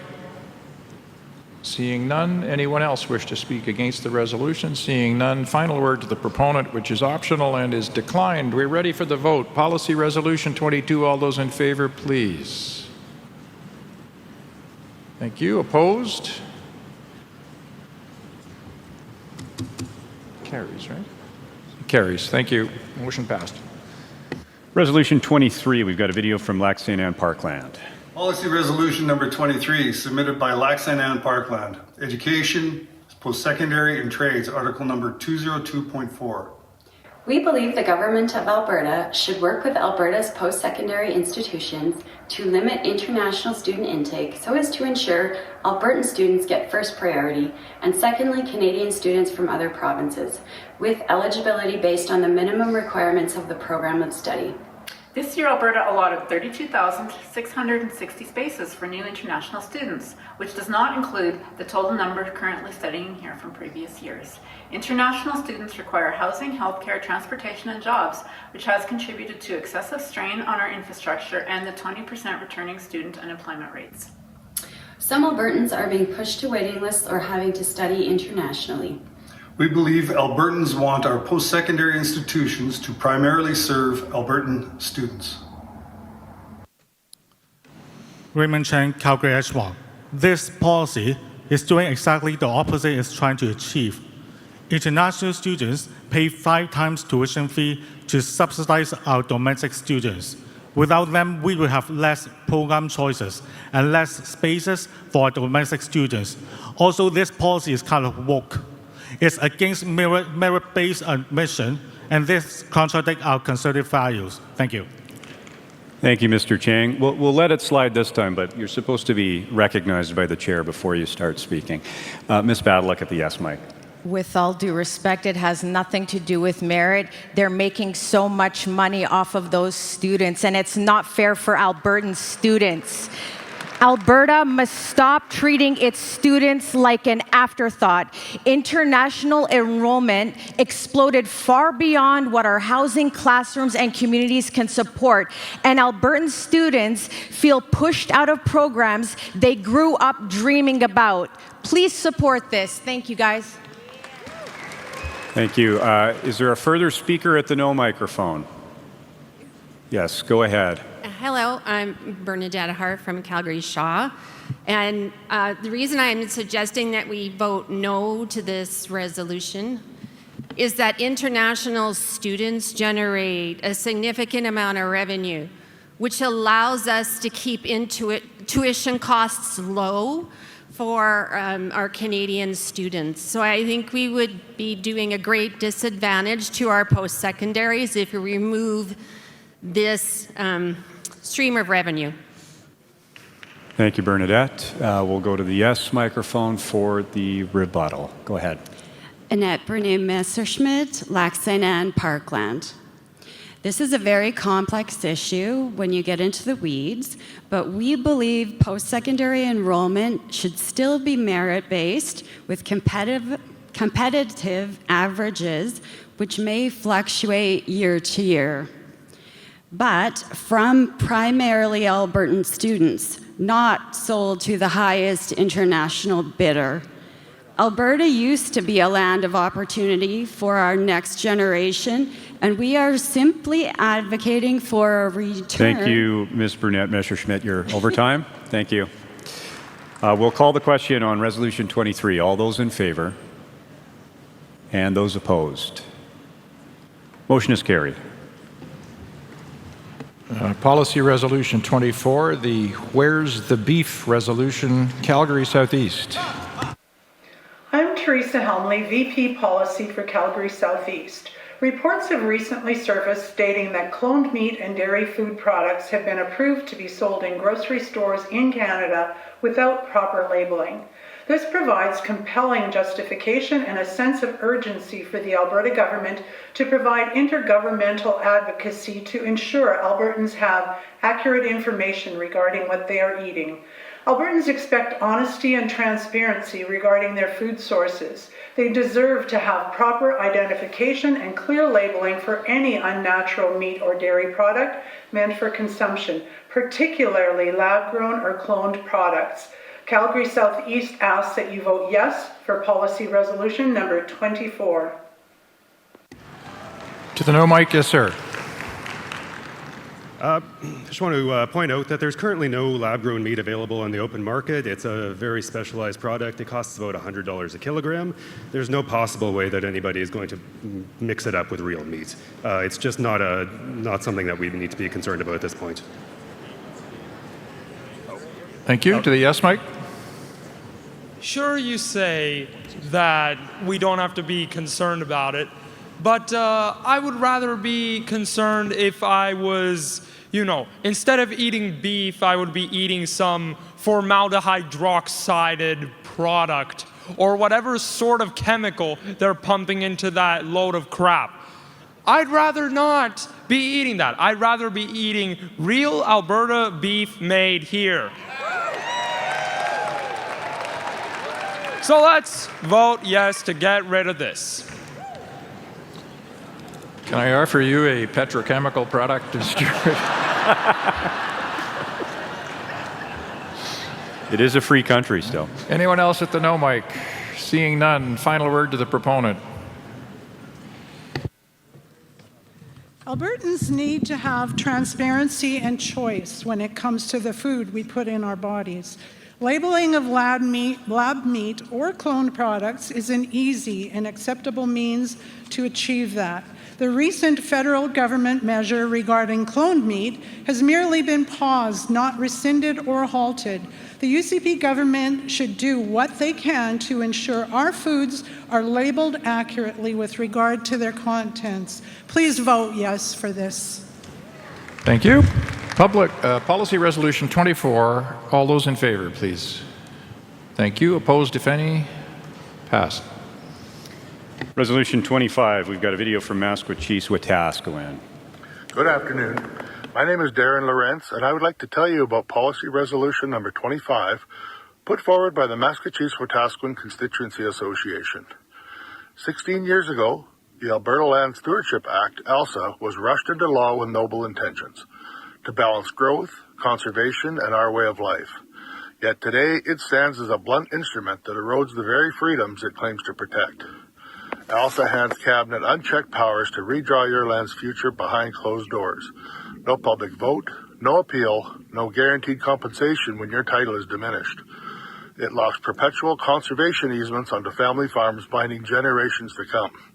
Albertans built this province on private property rights. We deserve a rewritten ALSA that demands transparent consultation, ironclad compensation, judicial oversight, and sunset clauses on every restriction. Rewrite ALSA now, because our land, our legacy, and our future are not negotiable. Thank you.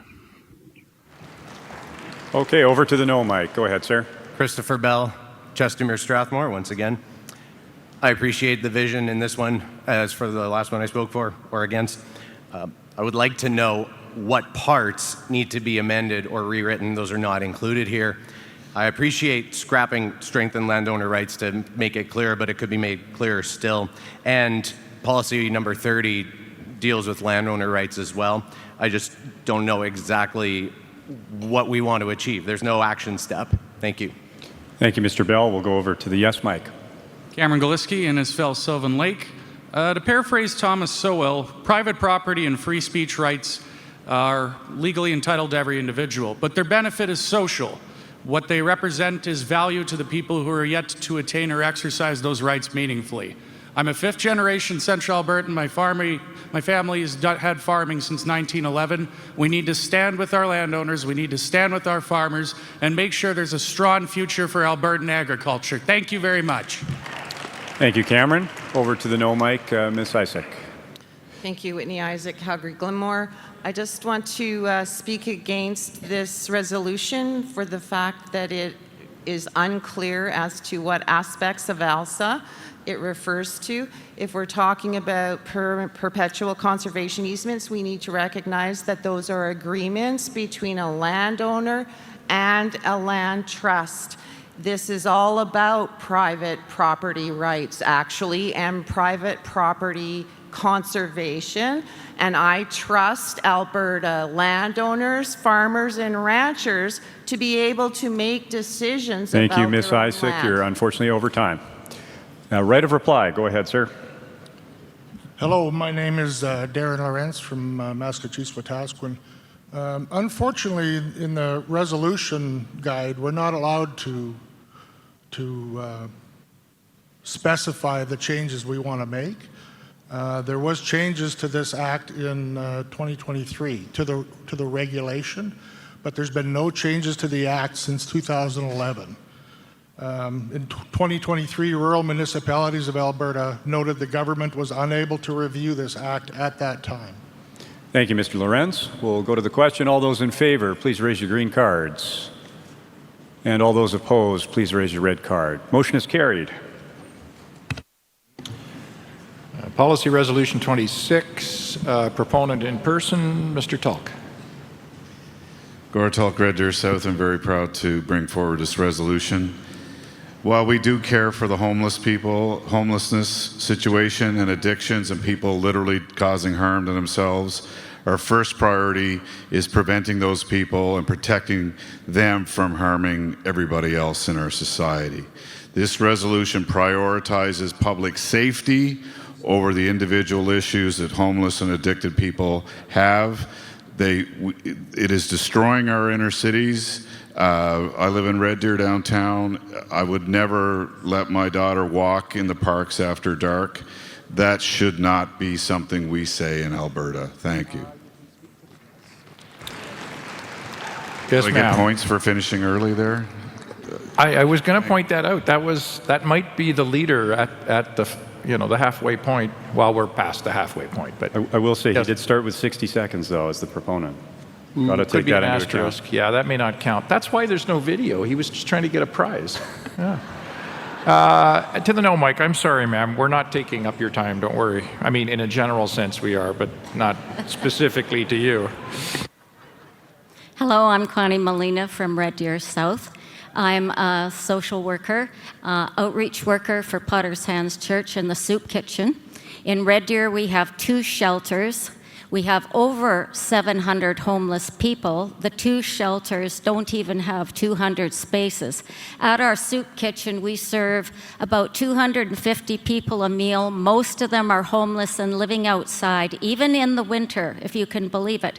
Last week, there was 2 teardowns on Tuesday and on Thursday. Encampments were all torn down. People lost everything but the clothes on their back. I'm sorry. I am going to have to cut you off. But thank you. To the yes mic. Yes, please. And that's exactly why we need to stop safe injection sites and not emphasizing rehabilitation so that we can actually free up spaces so that we don't have a homelessness epidemic. Compassion means helping people who are struggling, but it also means protecting the public. Families shouldn't be afraid to use parks, take transit, or visit certain areas in their own communities. And there's a noticeable uptick of homelessness, and that isn't acceptable in our beautiful province. Thank you. Over to the no mic. Yes, sir. David Fletcher, Edmonton Mill Woods. This is a tough resolution because I bet you half the people in here are 1 paycheck away from being on the streets. We need to find solutions to help these people, not just drive them back into the bush. That sounds like the rationale for extermination camps. I'm sorry, Gord. We need to help the people, not just get rid of them. Final word to the proponent. Gord Talk, Red Deer South. In no way am I saying we ignore and denigrate the people who are suffering out there. What we are saying is we need to make sure society as a whole protected first, so then we're able to do those kinds of things. Just a real quick thing on drug addiction. I talked to a guy a few years ago about fentanyl. I asked him, does anybody self-quit fentanyl? Never happens. So what are we waiting for? Why are we letting them die of their addiction? Why aren't we taking them off the streets and rehabilitating them? Thank you. So for the record, I let him go over because I wanted him to use up those points that he had. Policy Resolution 26. All those in favor, please. Thank you. Opposed? Motion carries. We're on to Resolution 27 with a video from Calgary, Acadia, Chestermere, Strathmore, and Taber-Warner. My neighbours and fellow Albertans, it's my pleasure to introduce a resolution that affirms something many of us already know.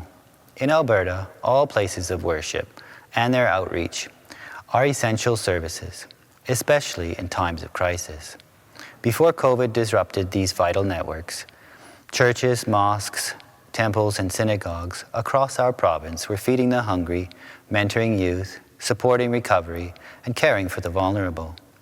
No government program can replace that depth of compassion or that level of service.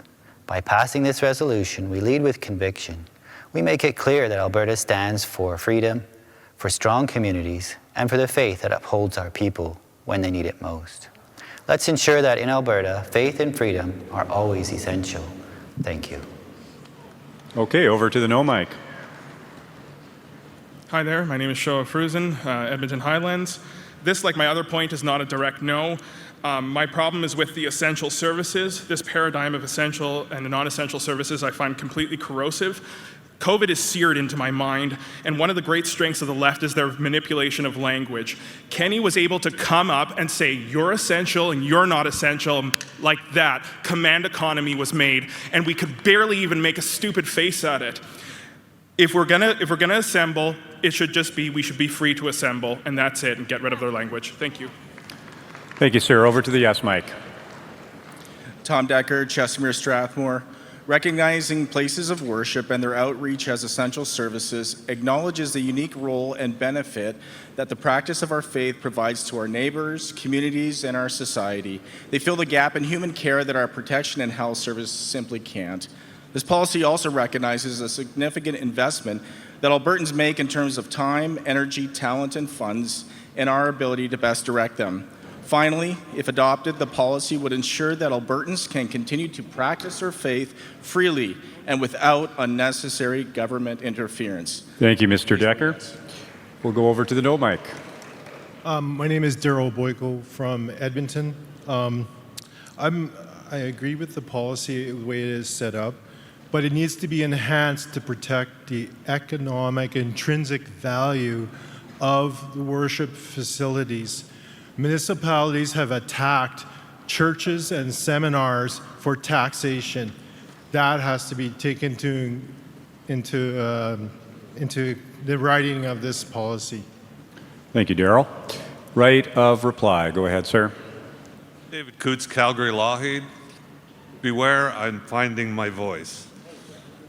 So, this resolution speaks to the heart of who we are as Albertans. It's about defending freedom, not in theory, but in practice. We all saw what happened during the pandemic: isolation, despair, and the silencing of faith communities that hold our families and neighbors together. Yet across Alberta, churches, mosques, temples, synagogues were feeding the hungry, supporting recovery, mentoring youth, and caring for the vulnerable. Thank you, Mr. Coots. Unfortunately, you're over time. Cannot replace this kind of compassion. Thank you, Mr. Coots. We'll call the question. All those in favor, please raise your green card. And those opposed, please raise your red card. That motion is carried. Policy Resolution 28, Calgary Acadia et al. Fellow Conservatives and co-sponsors, my name is Art from Calgary Buffalo. Albertans believe in something fundamental. Albertans must not be subjected to medical treatment without consent. Last year, our government strengthened this principle by adding it to the Alberta Bill of Rights. Fluoridation is expanding across our major municipalities, with smaller communities next, and Albertans are again being forced into a compulsory medical treatment. Both the Supreme Court of Canada and New Zealand have recognized fluoridation for what it is: non-consensual medical treatment. Municipalities are spending tens of millions on infrastructure and operating costs. Then add an industrial byproduct to our water when cheaper, safer, topical alternatives exist, such as fluoride toothpaste and rinses. Our rights only exist if we defend them. Let's stand united today for choice, for the right of every Albertan not to receive medical treatment without consent. Please vote yes to end forced fluoridation.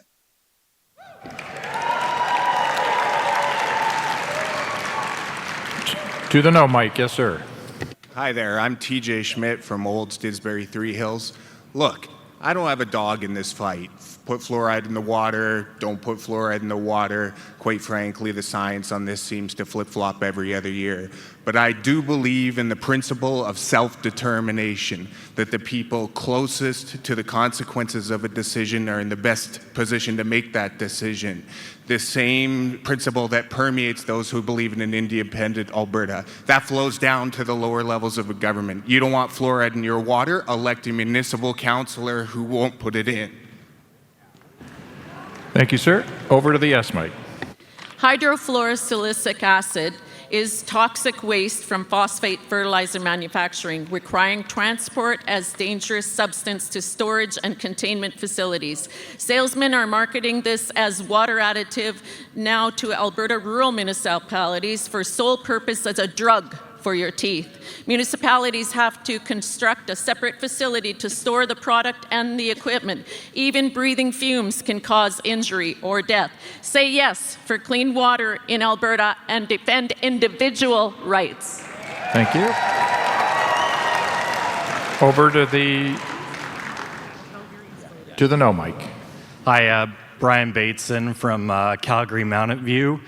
And one thing I know on this is I believe in democracy. And in 2021, 62% of Calgarians voted to add fluoride to the water.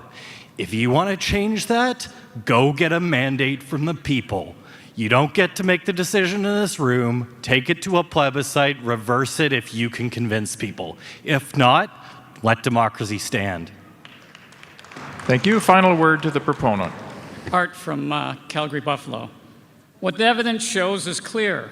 Water fluoridation has a negligible effect on cavities. The real causes of tooth decay in children are sugary snacks and poor brushing habits, not prevented by fluoride levels in tap water.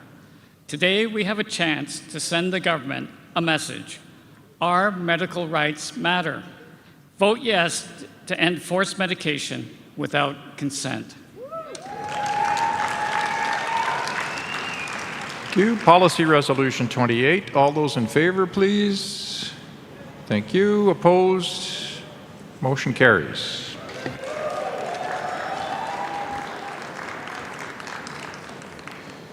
We're on to Resolution 29. There's no video for this, but is that the proponent at the yes microphone? That is correct. Go ahead, sir. Introduce yourself. You've got 60 seconds. I'm Ted Ford from the Athabasca Barhead Westlock CA.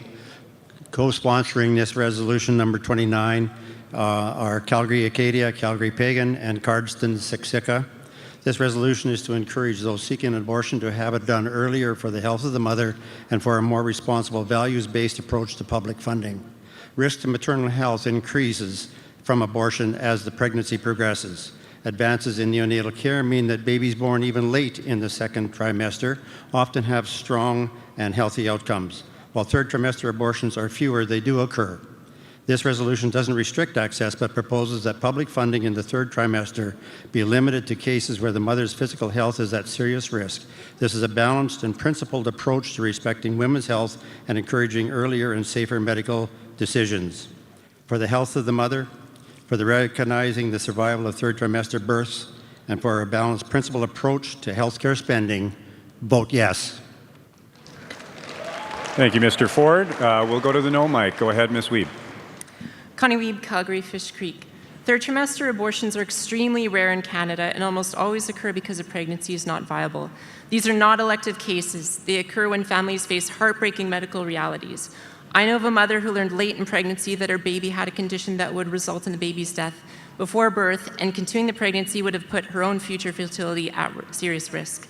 Because she was able to access care, she held her baby before it passed and went on to have 2 more healthy children. Without that option, instead of having 3 babies, she would have had none. Thank you, Ms. Wiebe. We'll go back to the yes mic. Go ahead. I'm Janice Lowe from Calgary Lougheed. Many children are born in their second trimester between 22 to 24 weeks. One girl we love and prayed for was perfectly formed, 1 pound, and fit in the palm of her father's hand. She is now an intelligent and healthy preteen. The problem with many second and all third trimester abortions is that it causes the death of a child who could survive outside the womb. Please stop forcing taxpayers to fund late-term abortions when the mother's life is not at risk. Please vote yes. Thank you, Ms. Lowe. Thank you very much. We'll go to the no mic. Mr. Bell. Christopher Bell, Chestermere Strathmore. I don't think this policy goes far enough for 2 reasons. One, with regards to cases of the health of the mother, there's a difference between a baby who dies accidentally in a life-saving surgery versus a baby who's put to death prematurely to let the life-saving surgery go through. Secondly, don't first and second trimester babies have the same rights as third trimester babies? God says don't murder, and Horton said a person's a person no matter how small. Thank you, Mr. Bell. I don't see Mr. Ford at the yes mic, but have you been delegated the rebuttal, sir? Go ahead, sir. So I'm Jordan Sinke with Cardston Siksika. Respectfully, the argument that third trimester abortions are rare doesn't make it acceptable. The pro-life organization Right Now has recently gone undercover multiple times in clinics throughout the country, showing that it is possible to obtain a third trimester abortion without any medical reason, and though they may be rare, your tax dollars are still paying for them. Now, I'd also like to point out that there is an exemption for the mother's health. A premature baby, who could be as young as 23 weeks, gets every chance to survive. Thank you, Mr. Sinke. You're over time. Thank you. So we'll call the question on Resolution 29. All those in favor, please raise your green card. And all those opposed, please raise your red card. Motion is carried.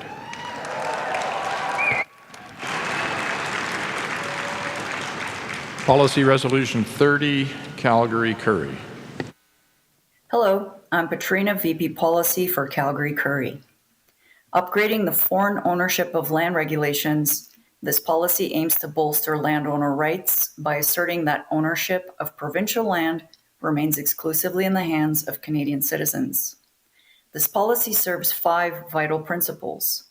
First, protecting food security, guaranteeing Alberta's agricultural future is in Albertan hands. Second, ensuring affordable land access for Albertans, pushing back on speculative buying. Third, emphasizing sovereignty and stewardship, ensuring decisions align with Albertan interests. Fourth, as a shield to prevent foreign influence in our economy and policies. And fifth, supporting domestic investment by prioritizing our own people. Support this policy. Secure our land and future. Thank you. Ms. Cunningham. Yes, Sheila Cunningham, Red Deer North. So first, I guess a point of order question to the chairs. So earlier in number 25, we got rid of the word strengthened landowner rights. So can we still vote for a resolution that proposes to add words after that? Yes. Okay. So then I do have a point against the motion as well. Okay, May I well, have time to let's restart the clock. That was a fair point of order.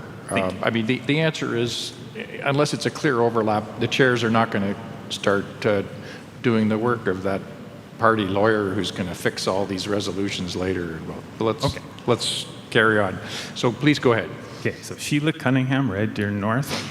And the question that I have about this is it talks about land, but it's not specific about what kind. So every residence, every apartment building, are there any landowners or apartment owners here who use a corporation where the corporation would not be a Canadian citizen? Do we really want, or any farmers that use corporations to transfer agricultural land to their children? Do we really want the government involved more in private property transactions? Thank you. Over to the yes mic.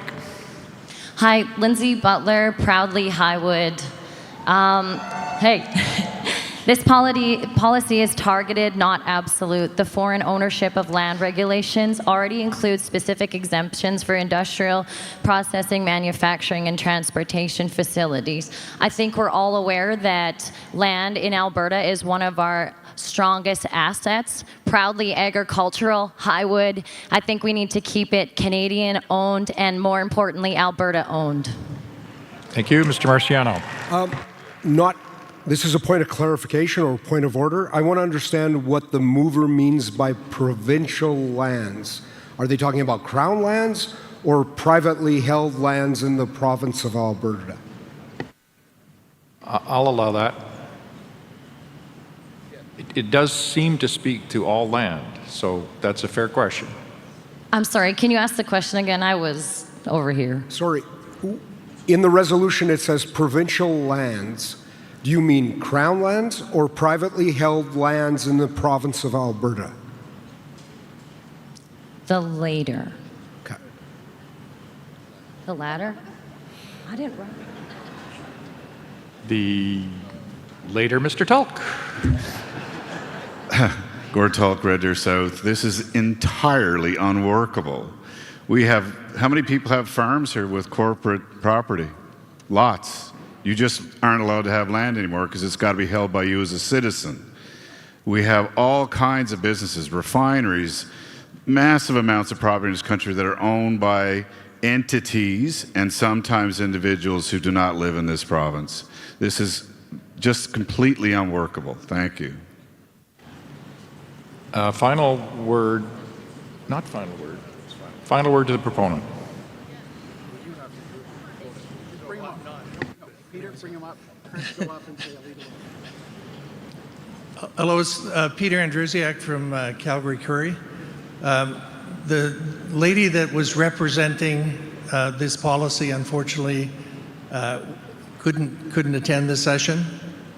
The assumption or the direction that she provided me with was that the land included any land that could be purchased by a citizen, a Canadian citizen. Now, I've got a legal option or opinion that you... Oh, much as we'd like to hear the legal opinion. Your time's up. What are you going to do? I think we have to call the vote. Policy Resolution 30, all those in favor, please. Opposed? Motion is defeated. Resolution 31, we've got a video from Calgary Northwest. Alberta's oil and gas industry is once again in Ottawa's crosshairs, this time over what we're allowed to say. Through the Competition Bureau and other federal agencies, the federal government is now investigating how companies can describe their emissions, environmental performance, and climate goals. This isn't about truth in advertising. This is about controlling the narrative and discrediting an industry that refuses to fold under political pressure. Meanwhile, environmental activist groups face no scrutiny for their often misleading attacks on Alberta's energy sector. Alberta companies are global leaders in clean energy innovation. They should be encouraged to share their progress, not muzzled by bureaucrats in Ottawa who neither understand nor respect our industry. Alberta's energy sector is not the same as downtown Toronto politics. Our companies are already held to the highest standards. They don't need censorship disguised as regulation. Let's let Alberta's energy companies speak. Let's the facts speak, and let Alberta lead. Would anybody like to speak against the resolution? No? Sir, at the yes mic. Cameron Galiski, Innisfell, Sylvan Lake. I find it very ironic that in a time of all provinces needing to advocate for the industries that put bread on the table, this regulation exists. How would Ontario feel if the federal government said they couldn't tell the story of the value of cars manufactured in Ontario? How would Quebec feel if they couldn't tell the story of how hydroelectricity pays the bills for the provincial budget? We must stand with the industries that have put food on the table for countless families for many years in this province. Thank you. Thank you, Mr. Dulesky. Anybody at the no mic? No? Mr. Moen, if you'd like to use your rebuttal. Hi, thank you. Cameron pretty much said everything. Please vote yes, and let's let Alberta lead. Thank you. I think that might win the prize. 5 seconds. 25 seconds remaining. All those in favor of the motion, please raise your card. And those opposed, if any. Motion is carried. Policy Resolution 32, Calgary Southeast. I am Teresa Helmley, VP Policy for Calgary Southeast. Albertans fought hard for the right to refuse vaccinations and ensure that informed consent is given regarding their bodily autonomy. The use of mRNA in livestock or food sources denies Albertans these rights. Several jurisdictions have halted the use of mRNA vaccines, citing concerns about the presence of DNA fragments and other potential safety issues. The Pandemic Data Review Task Force recommended halting mRNA vaccines as well as implementing an opt-out mechanism from federal public health policy. For these reasons, the UCP government should urgently provide intergovernmental advocacy, ensuring that our rights are being upheld and that Albertans are not being exposed to potential risks when it comes to the use of mRNA products in livestock and food sources. Calgary Southeast asks that you please support Policy Resolution number 32. Does anyone wish to speak against the motion? Seeing none, to the yes mic. Yes, ma'am. I want you to know that this is a real issue. 3 falls ago, they substituted a 7-way vaccine to ranchers up in the High Prairie area. 10% of the cows died overnight. 75% of the cows aborted over the next winter and did not calve. There's a gag order. The CFIA is the defendant, and they are using they blotch out information on the court. They're redacting the court documents. The chicken barns also took a big hit 2 springs ago in March. I'm going to have to, I'm sorry, I'm going to have to cut you off. Oh, I'm going past. Yeah. Sorry. Thank you.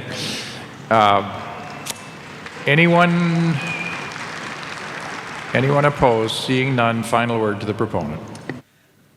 Teresa Helmley, Calgary Southeast. There's still ongoing debate with respect to the risks, the safety, and the efficacy of mRNA vaccine technology. Whenever there's doubt, we need choice. Enshrining the right to opt out of vaccines, then allowing them to be administered via another mechanism, such as through our livestock products, must be discontinued. We ask that the government advocate for our rights. Vote yes. Thank you. Policy Resolution 32. All those in favor, please. Opposed, if any. Motion passes. We are at Resolution 33 with a video from Calgary Foothills. Past efforts to create an Alberta Police Service struggled because they were seen as replacing the RCMP. This new proposal is different. By acquiring RCMP K Division, Alberta will retain the highly skilled and officers and expertise that have protected our communities for generations. And let me be clear, we are grateful for the dedication of frontline RCMP members. This is about strengthening community policing, not discarding those who serve. As we've seen in Surrey, British Columbia, what happens when government tries to build a new police service from scratch? Ballooning costs, jurisdictional disputes, staffing shortages, and a weakened community trust. Alberta can avoid all of that by transitioning K Division into a made-in-Alberta police force. And the timing is right. In March 2025, a federal government report recommended that provinces begin moving away from RCMP community policing. If Ottawa wants provinces to take responsibility, Alberta should lead by modernizing K Division into a provincial police service that reflects our priorities, strengthens public safety, and puts control back where it belongs, in Albertans' hands. Okay, over to the no mic. Nathan Stanky, Central East Notley. I appreciate all the work that's been done on this, and I never like to speak against people's work when they've done this nice rationale and everything. My concern is that the policy we have is perfectly good and in fact better. I think in your policy book you should be careful not to pass policy that is too prescriptive or too finite, too exact, and you should allow the government latitude to execute the provincial police force in a way that might actually even include this. Thank you. Thank you, Mr. Steinke. Over to the yes mic. Go ahead, Cameron. Cameron Galiski, Innisfil, Sylvan Lake. Wearing my municipal hat very briefly, I respect the services the RCMP provide to many communities across the province, but respectfully, 8 officers is insufficient to cover 100 square kilometers. And when they do learn their beat, they get transferred out. Wouldn't it be nice if we had people working beats who know the community and know the offenders? Grand Prairie's model seems to be working pretty darn good, and if we get the infrastructure in place, this will go very well. I encourage you to consider it deeply. Thank you. Thank you. Mr. Talk at the no mic. Gord Talk, Red Deer South. This will amuse some people. This is my last time at the mic tonight. Anyway, the issue here is please take a look at what we already have in the book that's being struck through. There are several services, very important services, that the RCMP does that we need to maintain in Alberta. What's happening right now is the RCMP is transitioning to essentially what is known in the States as the FBI. We will not be able to do interprovincial crime investigations if we take away those abilities from the RCMP. The existing wording in our book works best. Please do not support this resolution. Thank you. Thank you, Mr. Talk. Mr. Moen, the last word. Hi there. With respect to the members opposite, if we maintain what is existing in our book, it will take 10 to 15 years in order to fully transition.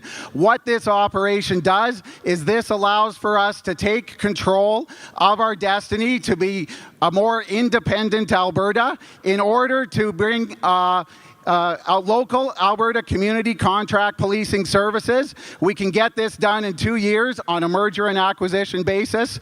This resolution is better. Please vote yes. Thank you, sir. Well, let's call the question. All those in favor, please raise your card. And all those opposed. Motion is carried.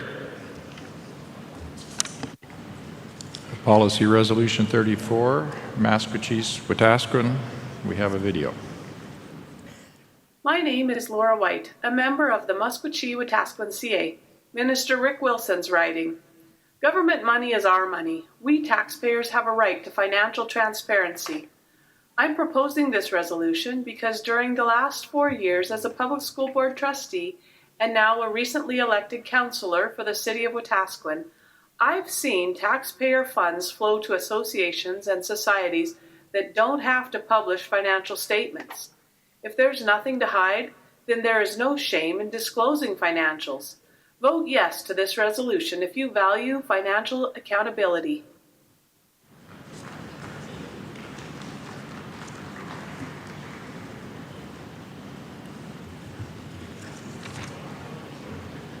Sorry, no mic, please. Hi there. Point of order. My name is John Serafini. I'm with Calgary Elbow. The intent with this policy resolution, is it to uphold the Canadian Constitution? Is this like an anti-separatism proposal that's being put in place of some kind? I just want to get some clarity from the proponents. I'm sorry. You'll appreciate there's some discretion in this. I expect that just invites a long debate. I think we can have clarification of whether a specific word in the wording of the resolution is intended to mean something. This takes you to the rationale, and I don't think we can go there. So I invite you. We'll start the clock again if you wish to speak about ambiguity in the language or something. Of course, you're free to do that. So if you wish to speak against the resolution, we'll start the clock on that now. Sorry, I was put up in front for 35. Are you guys debating 34 at the moment? Okay. We are, in fact, debating 34. Right, my apologies. Okay, no problem. Perhaps my answer will make more sense next time. So we're still at the no mic. Please go ahead, sir. Mark Slingerland, Lethbridge West. I appreciate the need for accountability for public funding, but this resolution is far too broad. There are many, many community organizations that are responsible for delivering grant funds. For some, it's just a small part of their budget. To have any charity that takes a student worker that's funded by a government program for a summer have to disclose all their financial records publicly makes no sense. Maybe there's something here that can be brought back, but as it stands, we have to turn this down. Thank you. Over to the yes mic. With all due respect, if they received money from the provincial government in any way, we have the right to hear their financial records. Sorry, that's it. That's all I have. Sorry, Mr. Tulk, you've just been edged. Over to the no mic. Yes, sir. Al Napier, PPGC, point of order. Just to clarify, we often have circumstances where when we're vetting these submissions, we have to make sure in our checklist that the submissions that are made are not too prescriptive. So I just want the chair to be aware of that, because sometimes it's come up that it's too prescriptive. But when we put them in for vetting, we have to make sure that they're not too prescriptive, but they're broad enough to be able to allow caucus to be able to work within the parameters. Okay, that won't count as a no, so go ahead. Luke Savanto, Edmonton Castle Downs. This is just too broad, and it'll allow for any religious organization or charity who might get grant funding for feeding, clothing, housing, any sort of thing to be forced by the left in the future to have to open their books. If we think the recall issue going on right now is bad for our MLAs. Imagine what the left will do with a policy like this to force private religious organizations or churches to have to open their books to people. You need to vote no. Thank you, sir. To the yes mic. Go ahead. Laura White, Wetaskiwin, Musqueam. I wrote this resolution because even on the getting elected and being on the inside of the way that taxpayer funds flow, there were still times that I still couldn't find the actual financials, didn't have to be disclosed. Vote yes for financial transparency. We could have one more here. Okay. All right, I think we're ready for the vote. Policy Resolution 34, all those in favor, please. Opposed? It carries. Thank you. We are now on to Resolution 35. We've got a video from Calgary Acadia and Calgary Lougheed. Hi, I'm Daryl Comic from Calgary Lougheed. Albertans deserve an oath to Albertans that recognizes that under Canada's federal system, Alberta has distinct constitutional powers and responsibilities. Across Canada, oaths already exist that do not require one group to submit to another or keep their secrets. Many First Nations, Inuit, and Métis leaders do not swear an oath to the King because it contradicts their partnerships with the Crown and self-governing rights. Alberta should respond with a practical, unifying solution, an Alberta-focused oath of service. This added oath would reinforce that our first duty is to the people of Alberta and not to external institutions. It affirms our provincial jurisdiction over resources, education, and health. An Alberta oath of office would commit officials to stand up for the freedoms of Albertans. This oath to Alberta would complement our traditional oath, rooting our responsibilities where they truly belong, in the loyalty to the people of this province. Let's modernize. Let's modernize our oath and strengthen Alberta's democracy. Let's lead Canada with principled, locally accountable governance. Okay, over to the no mic. John. John Serafini with Calgary. Again, a point of clarification. It says, and to uphold the Constitution. People were talking about in the video that this was like a declaration to the people of Alberta that they're serving their interests. Doesn't that language have some kind of connotation for staying in the country and like upholding the Constitution that already exists?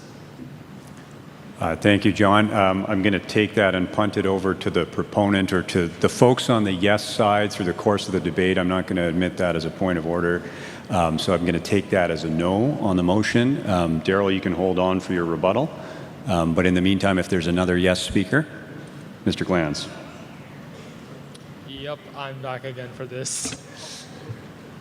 So I would believe that the reason we need to have this new oath is that, above all else, who are we serving? Who are we accountable to? We are accountable to you. You are our constituents. And if you are not the centerpiece of all our policy and all that we do, there is no one else who can be. Thank you, Mr. Glantz. One more speaker at the no mic. Go ahead, sir. Alex Rod, Grand Prairie. This policy suggests, including the Constitution, rights and freedoms of Albertans, the laws of the province, and the people of Alberta. I believe this is entirely unnecessary because all of these things are personified by our monarch, King Charles III. Thank you, Mr. Rod. Daryl, go ahead. I will be faithful and bear true allegiance to the people of Alberta.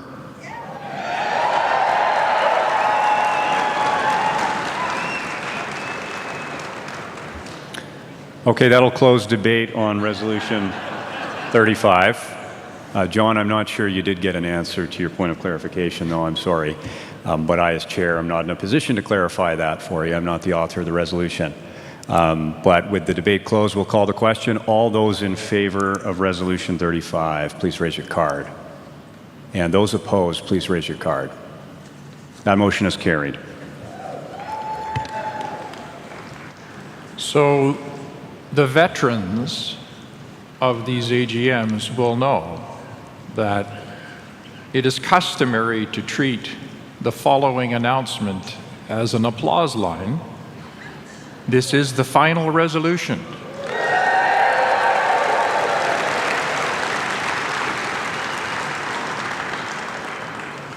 Résolution politique numéro 36, Airdrie East. Good everyone, my name is Tommy Adenpekun and I'm from Airdrie East CA. To mitigate the recent surge in vehicular deaths, driver's tests in Alberta should only be administered in Canada's two official languages, which are English and French. Currently, Class 7 licenses can be written in 25 different languages with audio assistant devices. However, not all words and phrases directly translate. Road signs in Alberta are in English only, except for national parks. Critical signs such as school bus loading zones are written and they are not pictorial. Allowing student drivers to take permit tests in any language causes chaos on the streets when they lack the knowledge and comprehension of the signs. Just say no to 25 languages for driver's tests. Please vote in favor of having driver's tests in Alberta to be administered in Canada's two official languages, which are English and French. Thank you. Yes, sir, at the no mic. TJ Schmidt, Old Stidsbury, Three Hills. I understand that there's issues with fraudulent driver schools. I don't think that this is the way to address it. If we're the party of small government, in what circumstances do we want to police people's speech? Are we Quebec? Are these driver's tests or language tests? There's a war in Eastern Europe. We've recently got a large influx of refugees from Ukraine. They could contribute to the economy. What are they supposed to do? Sit at home while they learn English when the road signs are perfectly distinguishable as it is? No, those are two different issues. Thank you. Over to the S mic. Hi, my name is Gary Smith. I'm with Musqueam-Wetaskiwin, and I'm the highest paid driver examiner in this province right now. Let me tell you about people that can't speak English or can't understand it. I've been sitting in the passenger seat and almost got killed because somebody couldn't speak English. That's ridiculous in this province. Please vote yes.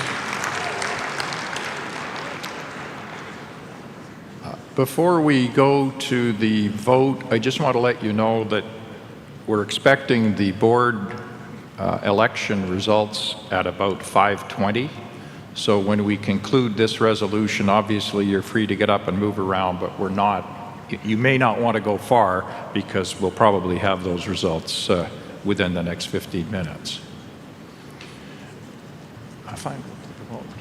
Final word. I don't see anyone at the no mic, so we'll take the final word from the proponent. Canelo Chong, Airdrie East. The last speaker on the no mic said something about refugees coming in and having to do their tests. This resolution is about safety. We do not allow people to come in here, they do not understand the road signs and they kill people and say it's okay. No, it's not okay. Please vote yes to this resolution.